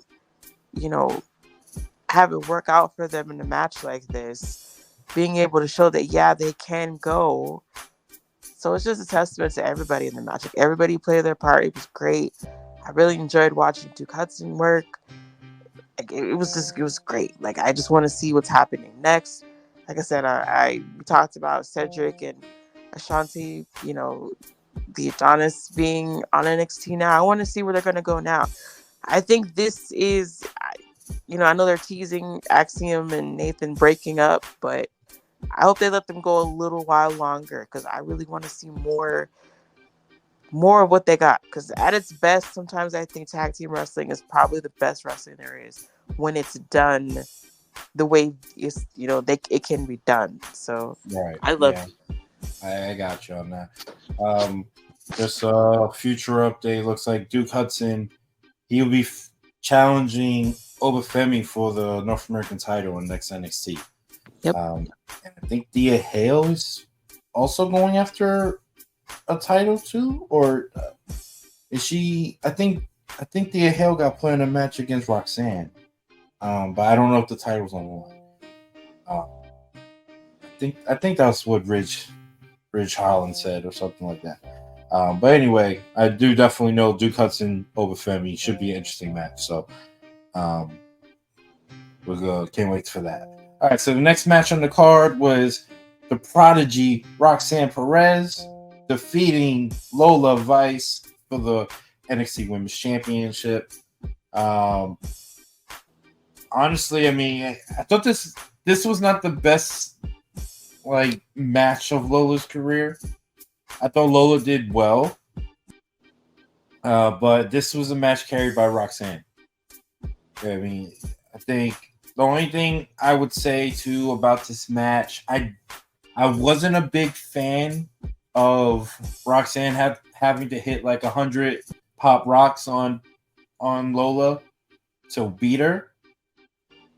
I'm not. I get what they were doing, trying to build up Lola, and I guess show that she's a fighter by her consistently kicking out of that move, but it's pop rocks. Like you can't. You don't want to hurt her move to build up somebody else. That's the only thing I had a problem with. But I thought Lola did well. But it definitely wasn't her best showing. But it's a good sign to come. I think I gave this match 3.5. Let me just double check myself. But I'm pretty sure I gave it 3.5 stars. Yeah, I did. So good match, entertaining for what it was. I just wish they would have done a little bit more, but that's gonna come with Lola getting more experience. When she was in those other matches against Shayna and Natty, it was in an MMA type setting, so you could kind of like use outside. I'm not gonna say outside interference, but you can use tables, you can use other things to help her and makes her look stronger. Whereas in a regular match, that's where she's got to get better at. She's got to improve in her in-ring ability if she wants to, become a bigger star. Because obviously she has to look. So I guess to play devil's advocate, is it that she needs to improve her ring, just improve in the ring, or is it was that match not conducive to? Because my whole thing about that match was I didn't really like the role they had her playing in it, like her being, not to take away from the story with her mom, it didn't seem to fit.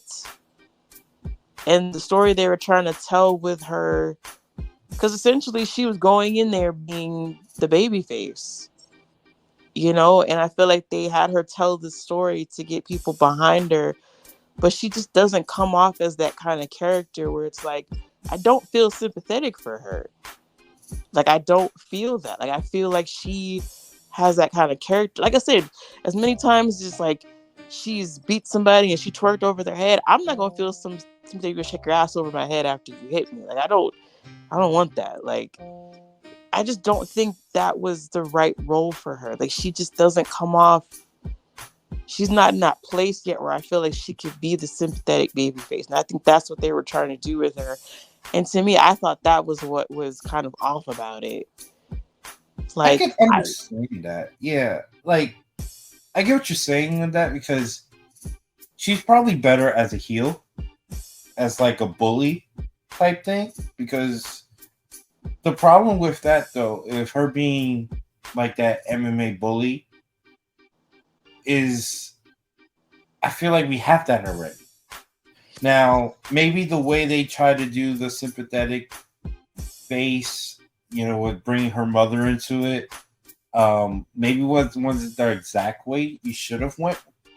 But I wish, if anything, they should have built off of the fact that she's a fighter, that she fights for her culture and her family, not more than it's just for her mother. It's more like that's people have always doubted her. Everyone just thinks it's her shaking her ass and the way she looks that got her to where she is. And it's more her fight within her that got her there. And maybe that's the role they were trying to do, but they just, I think the angle of it was wrong. Yeah, it just seemed kind of forced almost, because it's like, when I initially figured that they were going to do this, I wasn't mad about it, because I'm like, she did beat Natty.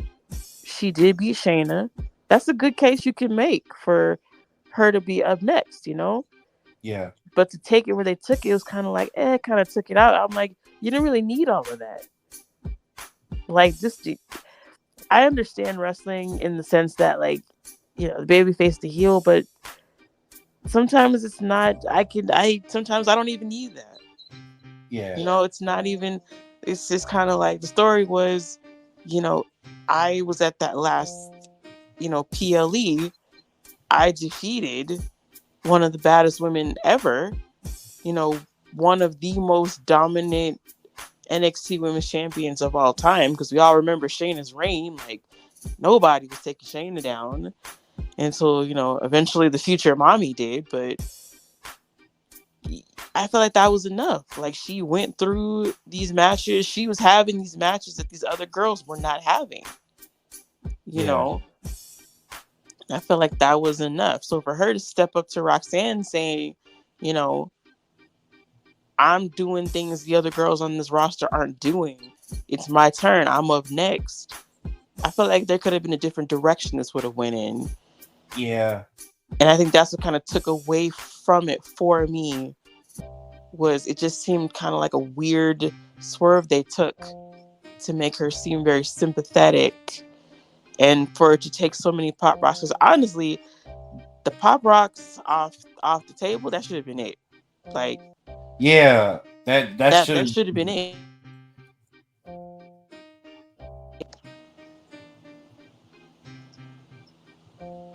But see, I felt like they took after they did that pop rocks on the table. Didn't they do it like 2 more times? I think it was 3. I think one of them didn't go as planned. Okay. And she had to do it again, but again, like when I saw it and when she kicked out, I was like, oh. And I try not to nitpick those things, but just logically, I was like, that should have been it.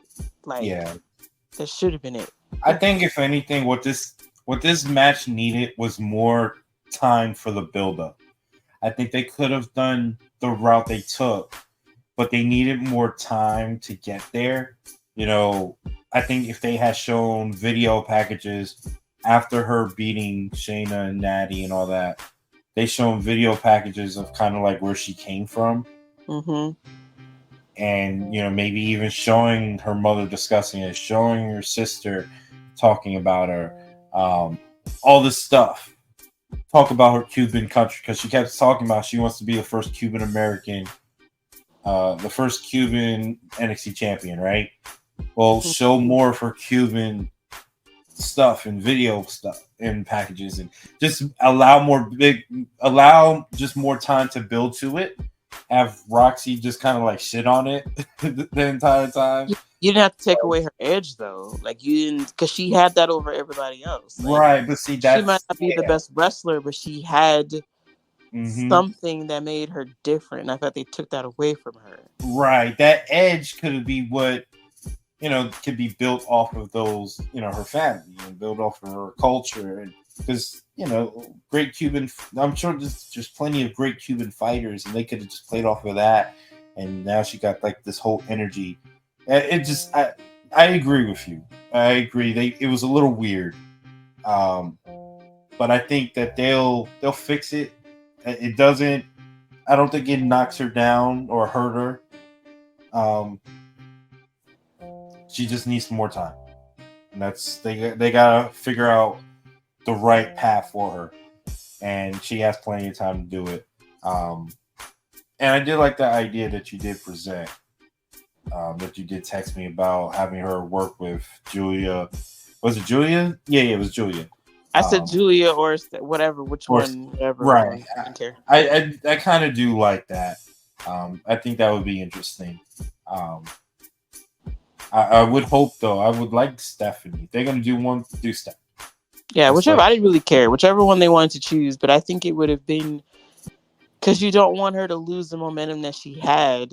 Right. But then you also want to put the spotlight on who's coming in, because I don't see her necessarily winning the feud, but it would be interesting, because I mean, you're already putting her with Natty, you're already putting her with Shan, like, you're putting her with people who have been doing this, so why not? Like, right. All right. Well, she now has the last match we had Ethan Page. We had a fatal 4-way match where Ethan Page defeated Trick Williams, Javon Evans, and Shawn Spears to become the new NXT champion. Sasha, what are your thoughts on this match? Boy, I thought I knew. I was like, oh, okay, fatal 4-way. You know, someone's gonna get pinned. Trick Williams is gonna win. Blah blah blah. Boy, Shawn Michaels had my number, because that finish for that match, like, the match itself was great, but that finish, I couldn't believe it. Like Vic Joseph's reaction to it was perfect. Like, dude, it's so, and I think it was the right call. Like, I think it was. It's no disrespect to Trick, but I think it's definitely the right call. I know we wanted Oba to, be the one to challenge Trick. Maybe he would be the one to take it off of Trick, but this kind of resets the whole game. It kind of changes everything. Ethan Page, he's a good heel character. Like I'm digging what I see with him, and I think Trick is one of those talents where you want to see him on top, but then I also enjoy him doing the chase, and it. I don't think he's going to be taken away from the title picture anytime soon. Because I mean, Shawn Spears did hold him down to Costa, which is kind of crazy. Like the fact that Shawn Spears would essentially help Ethan Page win. There's just so many questions and so many ways this can go. I thought the match was just super fast paced. Javon Evans does some crazy shit, like jumping, like that barricade spot was incredible. Like, I know we're in a land of a lot of people doing a lot of incredible high flying moves, but I've never seen anything like that. And the dynamic with, Trick and Javon being friends, but Trick having to jump in, and because he had to remember he was still champion. It was just a lot going on, but it was entertaining. It was a surprise. Like, I like that they weren't afraid to pull the trigger. Like when we talked about earlier, how you mentioned that it would be interesting if Solo beat Cody. I like the fact that Shawn and them were not afraid, because people love Trick. They love Trick. And I know this is going to hurt him in any way possible. I just think kudos to them for taking that risk. I think it's going to pay off in the long run and make everybody look good in that scenario. But I think in order for you to get to that, you have to be able to take risks. And I think that was really cool for them to do. But I loved it. I loved it. Yeah, I think Ethan Page winning was definitely shocking. Loved the whole kind of tribute to the Shawn Michaels, John Cena, Edge, and Randy. I think it was Randy Orton. Randy Orton finish that they did on Raw many years ago. Not on Raw, I'm sorry. It was, I forgot what pay-per-view it was. I know what you're talking about. I've seen it. There's a clip, yeah. I love that tribute. But yeah, I was really shocked by the win. I did love the fact that Javon Evans showed the fuck out. This kid is 20 years old. Mm-hmm. He's from a city that's literally like 2 hours from me, North Carolina. It's really impressive to see like how this not only was this his first PLE, but he was in the main event for the title. Mm-hmm. And he was able to have he definitely put on a performance that shows why he's going to be the future of not only NXT, but he could be the future of the WWE as well. I put him up there with the Mellows, with the Braun Breakers. Like, he could be on that level.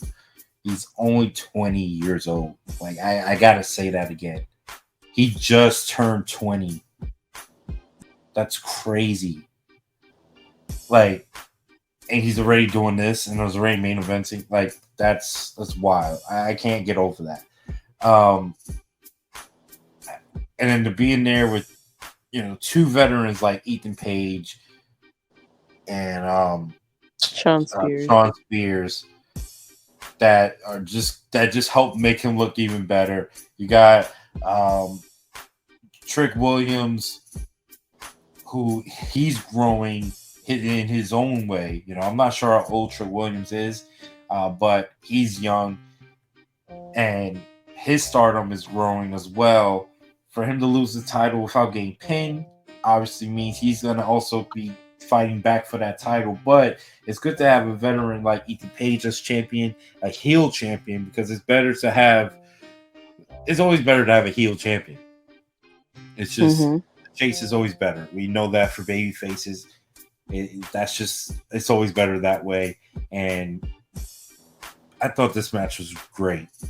Overall, just great. I gave it a 4.25. So, I mean, that's 4 matches I gave over 4 stars. I mean, come on now. What a great show overall. But yeah, I thought this was a great main event. MVP, like I said, Javon Evans. I like that they protect the Trick by not having him get pinned. Love the finish of it, the shock ending, everything. And of course, we get at the very end of the show, another shock with the little glimpse of Joe Hendry. Yeah, I know you were excited about that. Yeah, that was awesome too. So I love that match. I thought it was a really great job. Everyone had their spots. Everyone had the little moments where we thought they could win. And when Trick was just hitting everyone with the Trick knees, I was like, oh shit, it's over. And then Shawn Spears just grabs him. I was like, wait, what? And Ethan Page is your new champion. 1, 2, 3. So really great ending. I loved it. Overall, HeatWave, I went 10 for 10. Like 10 out of 10 for me. This was I had this better than every pay-per-view this year other than WrestleMania. Like that's how much I appreciate this card, this event. I had it as better than Clash, better than Backlash. You know, it was better than Forbidden Door. Like it was. This was probably the best pay-per-view after Mania and like Revolution with AEW. I mean, it would be hard to argue with that. I like I said, it was a surprise, and I'm not saying that to diminish anybody's talent or hard work, because NXT has been on fire. It was just like, man, they really went for it and it worked, and risks were taken, and it was really good. Just want to say one other thing about Javon Evans. I think he's in a very unique position, because just watching him, with him being so young, he has an opportunity to really appeal to the younger kids of this generation. You know, he talks like them. Like it's such a unique thing, because essentially he's kind of like one of them. Like he could tell. Yeah. And I think that's such a cool thing, that I feel like once he, as he continues on his career, I think that's going to be something cool for the generation. They can kind of relate to him probably more than maybe some of their other favorite wrestlers. So I think that's just an awesome thing for him. And you know what? I would just say, like, I think, did we both pick Wesley to did we? I don't remember. I think I did. I don't know I can't remember if you did or not. But I think it's Javon that's going to be the one to beat Oba. I think that would be kind of perfect. Oba versus Javon? Yo. I'm actually more interested in seeing that match than Oba and Trick. Like, either way, he's got some good stuff going on. So yeah, so I think that's what it is. I think Javon gets Oba. I think that's gonna be cool. All right, people. So let's get on to our next topic. Now, for this topic, we're gonna kind of combine our ending flowers with our this topic. So usually at the end of each episode, we'll give our flowers to someone. I figure it'd just be a lot smarter and a lot easier to kind of condense it, and together me and Sasha will just give our flowers to this one man who, during the Money in the Bank pay-per-view, announced that he will be retiring, and that man is what some people, including Michael Cole, consider the GOAT. the greatest of all time, Mr. John Cena, who announced he is going to be retiring in 2025. He's going to have basically like a farewell tour all next year. He's going to be doing about like between like 30 to 40 dates. That includes Rumble, that includes Elimination Chamber, that's going to include WrestleMania. And then he will continue on for the rest of the year as well. Sasha, I believe it or not, like, I know that Cena might be considered probably the most polarizing superstar to ever be in the WWE. You know, we all know about the whole, let's go Cena, Cena sucks chants. We know how he's carried the company for 20 years, or close to 20 years. He carried the company. He was we know about Super Cena. We know about Rapping Cena, Thugonomics, all these things about Cena. It felt, I was sad when he said it. Like, I was like, oh man, I wasn't prepared for it. We knew it was coming, but when it finally broke and he said it, it hit me. I was like, damn, like, that's it. Like, a legend is gone and is leaving, I should say. Like, I was kind of lost for words at first. I mean, even now, I really don't even know what to say. I just know that Cena did so much for the business, so much for the WWE, that he's missed even now, and he hasn't even retired yet. So now when he's actually going to be on his farewell tour, I feel like even more emotions is just going to be filling everyone's faces. I don't know what to say.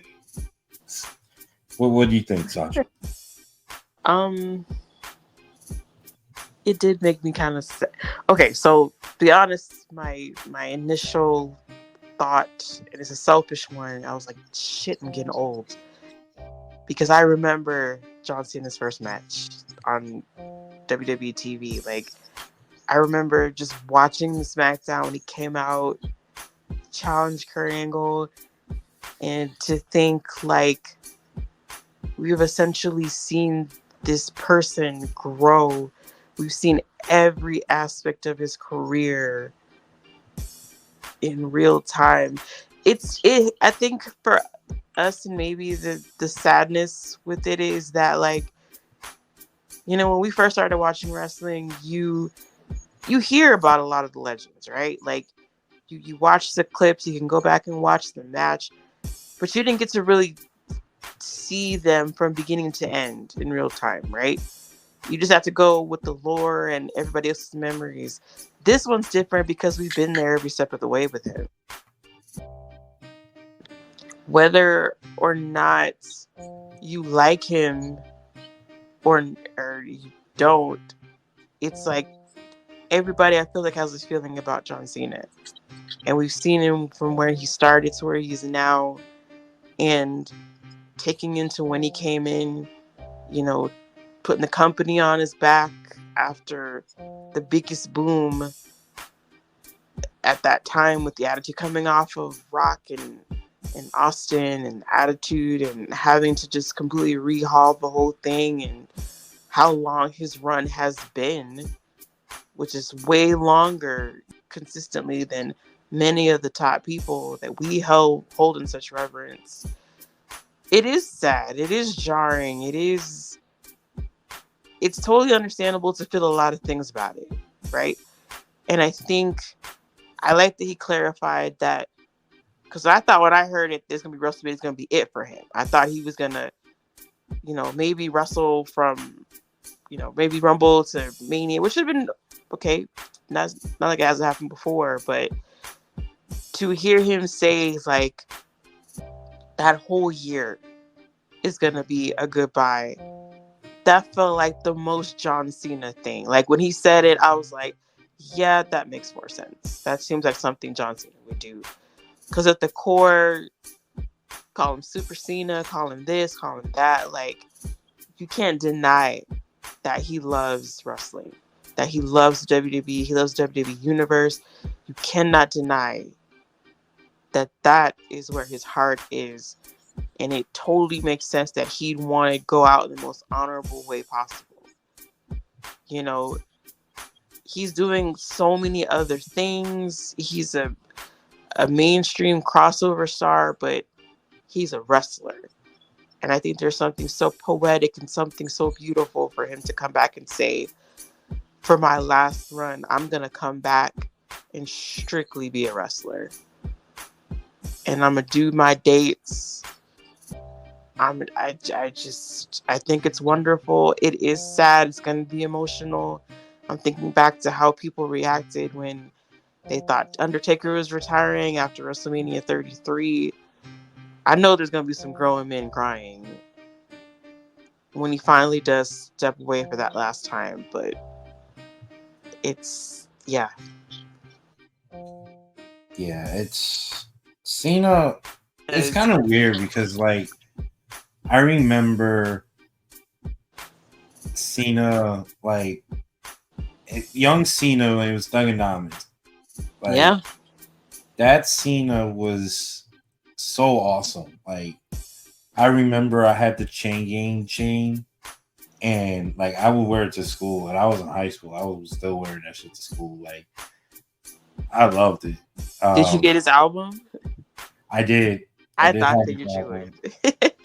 Like, and by the way, it was kind of fire. I ain't gonna lie. It got some songs. No, there's people apparently, like, it's been 20 years since it came out, and people were like talking about it on Instagram, and they were saying how good it was. Yeah, like, it was pretty good. Like, I remember those days, and, like, I still remember when he did the battle raps.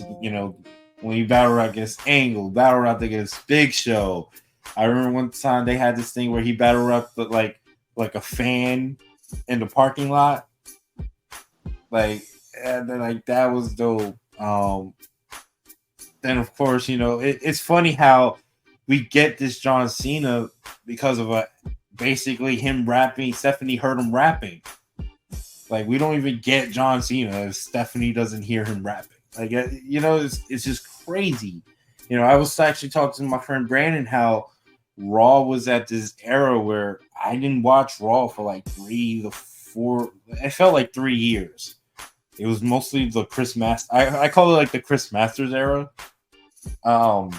because he was kind of like, they were pushing him as like one of the top babyfaces at the time. I felt like, and it wasn't until Cena got drafted to Raw, they brought him to Raw, that now it was actually worth watching. And then I started getting back into it again.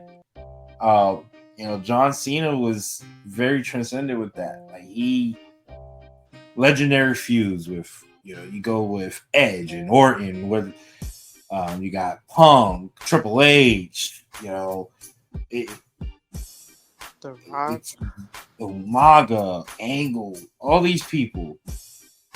And he kind of just uplifted wrestling. Believe it or not, like, I know a lot of people hated the Super Cena run where he just never lost, right?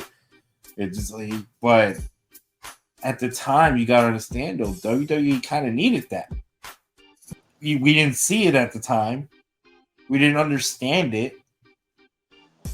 But when you look back at it, it's like, damn, like, WWE has all these fans now because of what John Cena did. All those kids grew up and they still became John Cena fans. They're still Cena fans.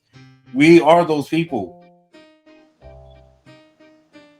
We're the Cena fans now. And it's one of those things, it's like, I kind of compare it to like LeBron.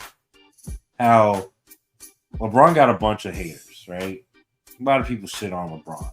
But when that man announces his retirement in the next year or two,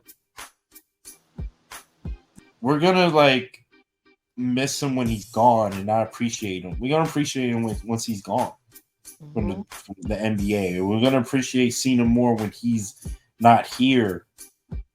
And I mean, you see it now. That's why when he said it, everyone was like cheering for him, you know, because it's like, damn, it really has been 20 years. Like, it's damn. I'm kind of like getting sad right now.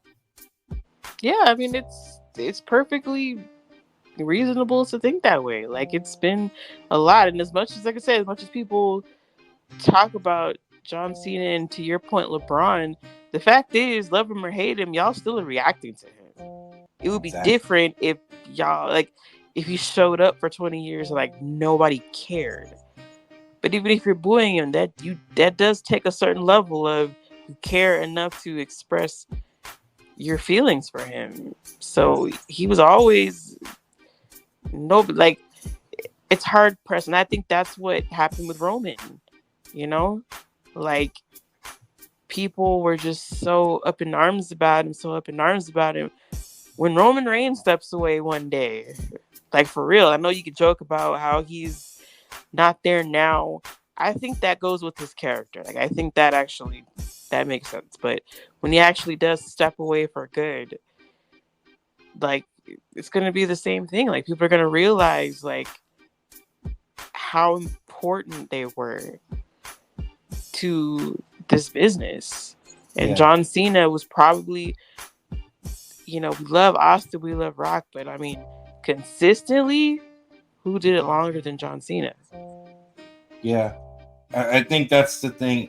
It's funny, I said LeBron, but it's very similar because, you think about Rock and Austin, like you just mentioned, right? Like, Rock and Austin were obviously the legendary, the top of the top, right? Mm-hmm. And I look at like NBA, Jordan, top of the top. But Jordan's run, when you compare it to LeBron, I think Jordan's the GOAT, right?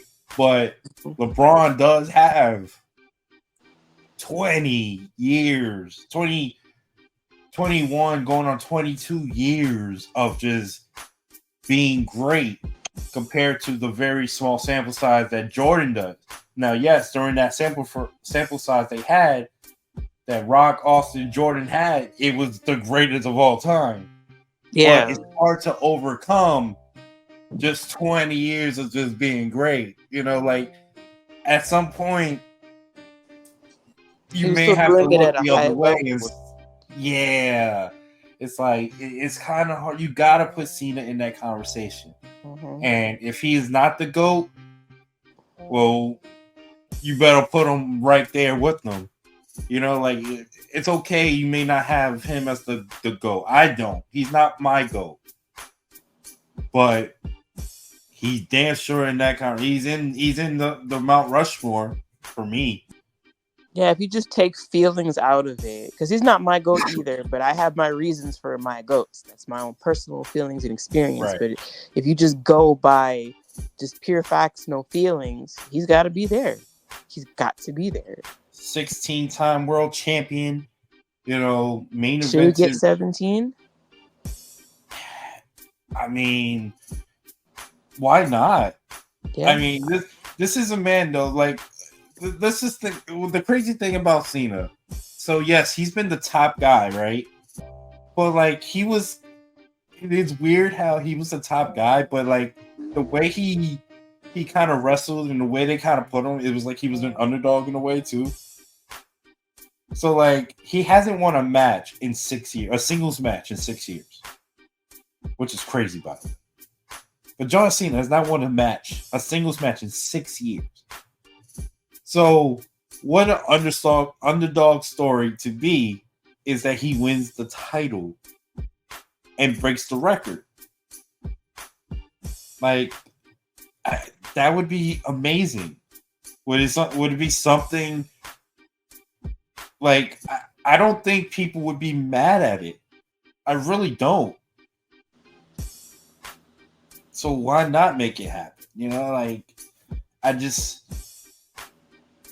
know. I really don't know. I feel like it just depends on who's the champion then too. I guess that also has to factor in. I don't want him beating like Cody, or I don't want him beating like Gunther. I don't see him if he does win it again. I don't think it would be early in the retirement tour. No, I think I would see it being like towards the end. Like it wouldn't even shock me. I'll be honest with you. I wouldn't even be mad if it happened on his last night. I wouldn't even be mad. And he just like it's either retires go home and retires, or he goes out as champ. Yeah, the champ. Like, I feel like in Boston, put it in Boston. Boom. That would be not only would that be the most watched Raw episode of the year, if not ever. Okay. That would be the most talked about episode. And if he wins it, you forget about social media. You're dominating social media. And then for him to win it, and then, obviously he'll just, vacate it, and then they can build like a tournament for it or some shit after. Like, I don't even care. But like, I feel like that could be a great way to go. So I don't know. But I do have just a couple quick questions regarding Cena before we head out of here. Okay. One, Sasha, who do you think is his number one rival ever? Oh, that's a tough one. You can make a case for Edge, Rock. I don't know. As much as they've had matches, and I've been around when people were like less enthused about their matches, just for some reason, like I always just connected him and Randy Orton together. They came in around the same time because, again, I'm probably going to have the same reaction when Randy retires because, again, I remember watching Randy Orton's debut match. Like, I think I was at my friend's house and I think she had taped it. Either I had taped it or she taped it, and I would watch that tape so much. Because, back then you try to get as much wrestling in as you can.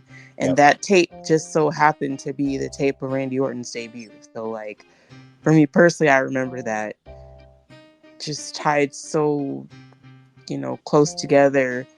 Even, like, if Randy didn't have the problems that he did, maybe things would have, not to say, eventually, overall it doesn't take away because he's still one of the greats himself. But, I think in that way, it made kind of a difference in how their paths were going. But I still kind of look at them on being on similar paths. Like they're, I think about the, WrestleMania 21 when Cena beat JBL for the title. That was his coming out. He's champ. At the same time, one of my favorite matches on that card was Randy and Undertaker. He didn't win a title, but still, like, having such a great showing against such a legend like that, they were always just kind of in step. Even if you didn't realize it just from looking at it, like, directly, they were just kind of always parallel to each other. So I would give it to Randy in that sense. Okay. Next question. Who should be his last WrestleMania opponent? I think it should be Randy. Because I think Randy said it himself. Like, he wanted another match with Cena. Okay. And I think with it being last, I think John Cena's had better matches with people. But I think where they are now and what it means, like stakes, I think this would probably be the most special match they have together. Agreed. I agree with that. All right. Question number 3. If you had to pick one person in the WWE that he has not wrestled, who would that person be that you want to see him wrestle against?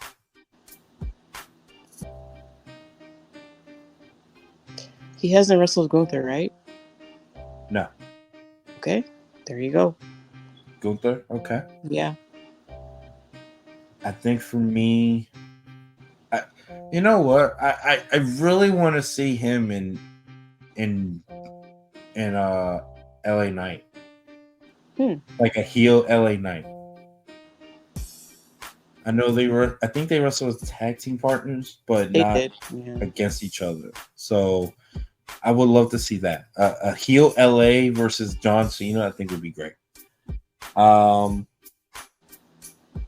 We kind of answered this, but what would his last match be? Like, who should be his last match?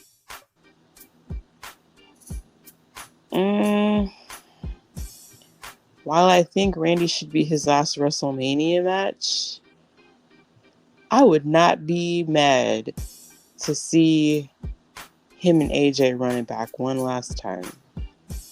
Okay. I do want to see that. I kind of want to see. I think his last match should be Braun.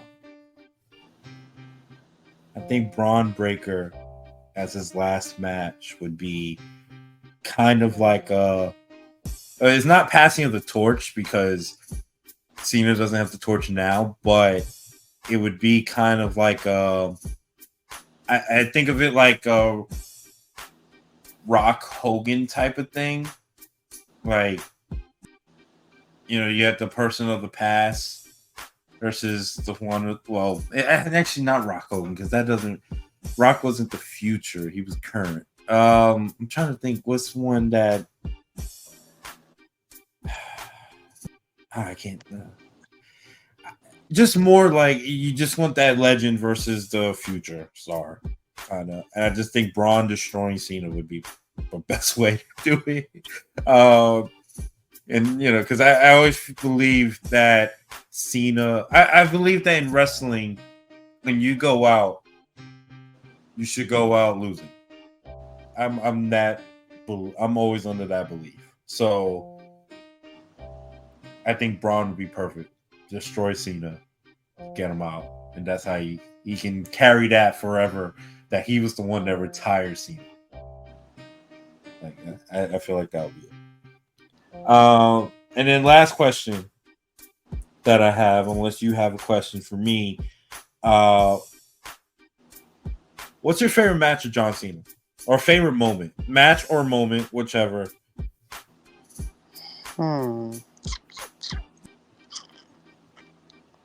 Goodness. Oh. It's had a lot of moments. It's a long time to try to pick. I liked when it's not a wrestling moment, but I like you said, when he got drafted over to Raw. Thought that was cool. I thought, because he was, his first time actually being champ, and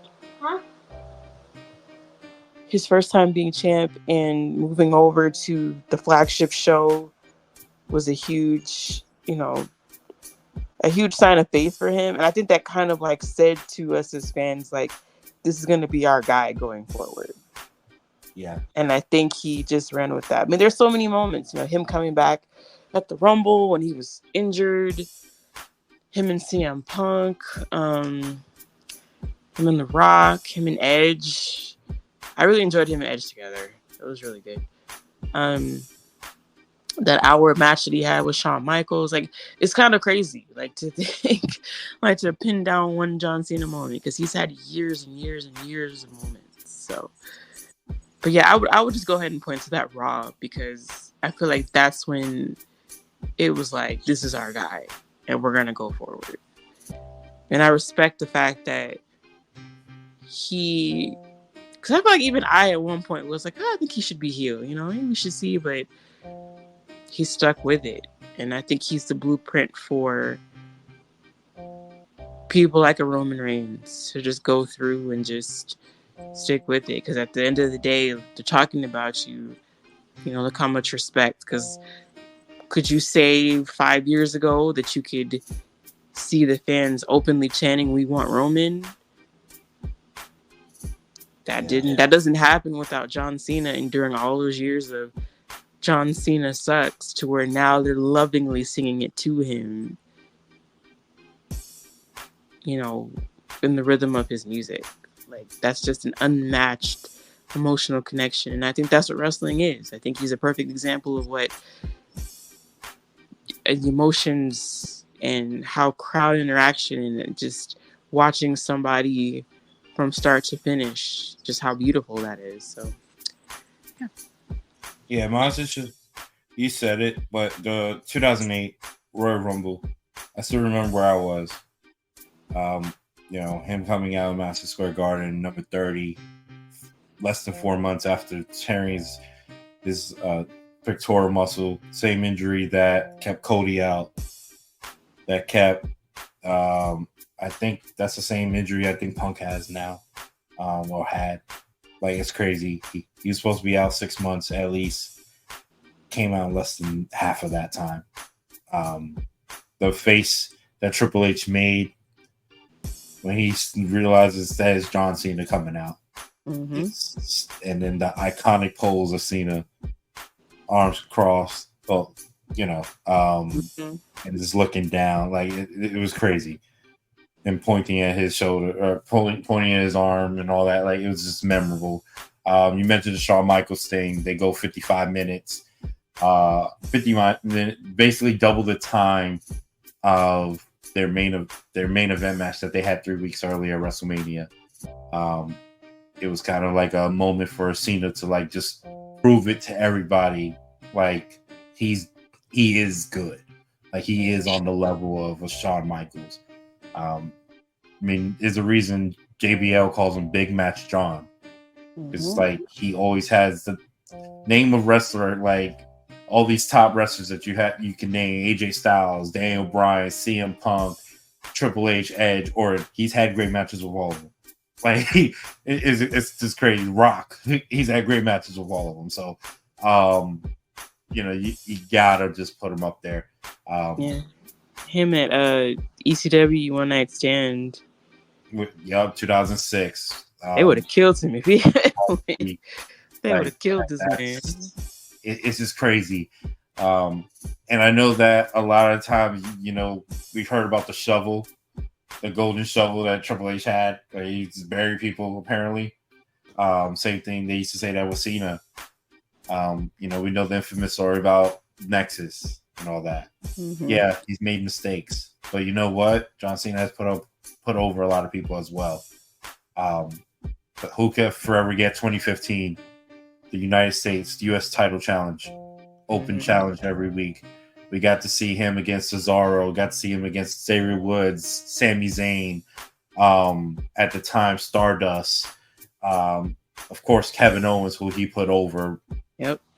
Like, all these big names. So that, and then of course all his promo work. He just does amazing promos. I don't think there's anyone, like, besides like Rock.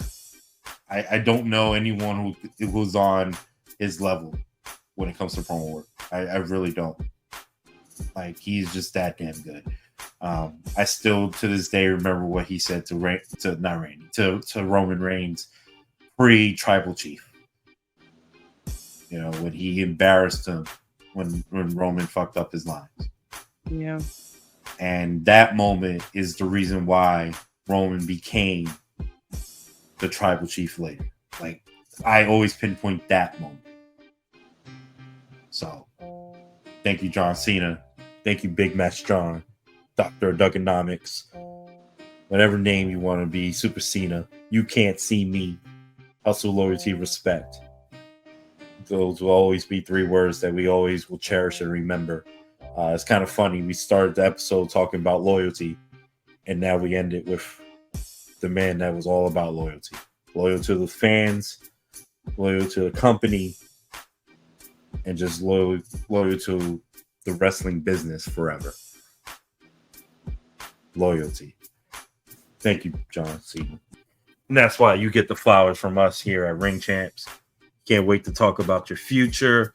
in future episodes when you finally arrive for your farewell tour. It's going to be a sad moment for all of us. I know I'm going to shed a tear because I already had a tear talking about him. I was going to say, like, we might have to cry this out when it happens. Yeah, I might have to. Because like I said, I got a tear right now. Not trying to fight back. But thank you, Cena, for everything. Just can't wait. But Sasha, this is episode 34. I know it was a little longer. We had a lot to talk about. But we'll get back to our normal time. It's just Cena. We had to talk about Cena. I had to go out on a bang with John Cena. So do you have any last words for the people before we head out of here? No. Looking forward to SummerSlam. If you're listening, think about your girl on Thursday. It's my birthday, Yep. 21. Just treasure it. The big 21, right? Something like that. Okay. Something like that. Maybe in dog years, but hey, it's all good. But yeah, just looking forward to SummerSlam. Looking forward to wrestling this week. Raw, NXT, SmackDown. I'm not really sure what AEW has going on, but AEW got episode 250. This 250th episode. They got a big show going on. I don't know if it's the main event, but I would hope it is. Will Ospreay versus MJF, which I don't know why they're giving that on free TV, but it's okay, whatever. Episode 250, so that's a big deal for them. So congrats to AEW on a big show, on their big run. You mentioned it, Raw, SmackDown. We got big things coming up for each of those shows. So yeah, we got a lot of wrestling going on, as we always say. It's going to be great. This was episode 34. Remember, you guys can listen to us on Spotify, Apple Podcasts. We're still on YouTube as well.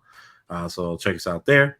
Like, subscribe, comment, all that good stuff. You can hit us up on our socials too, and we'll talk to you up there. Other than that, guys, thank you so much for listening. We appreciate it. And we out of here. Peace. Adios.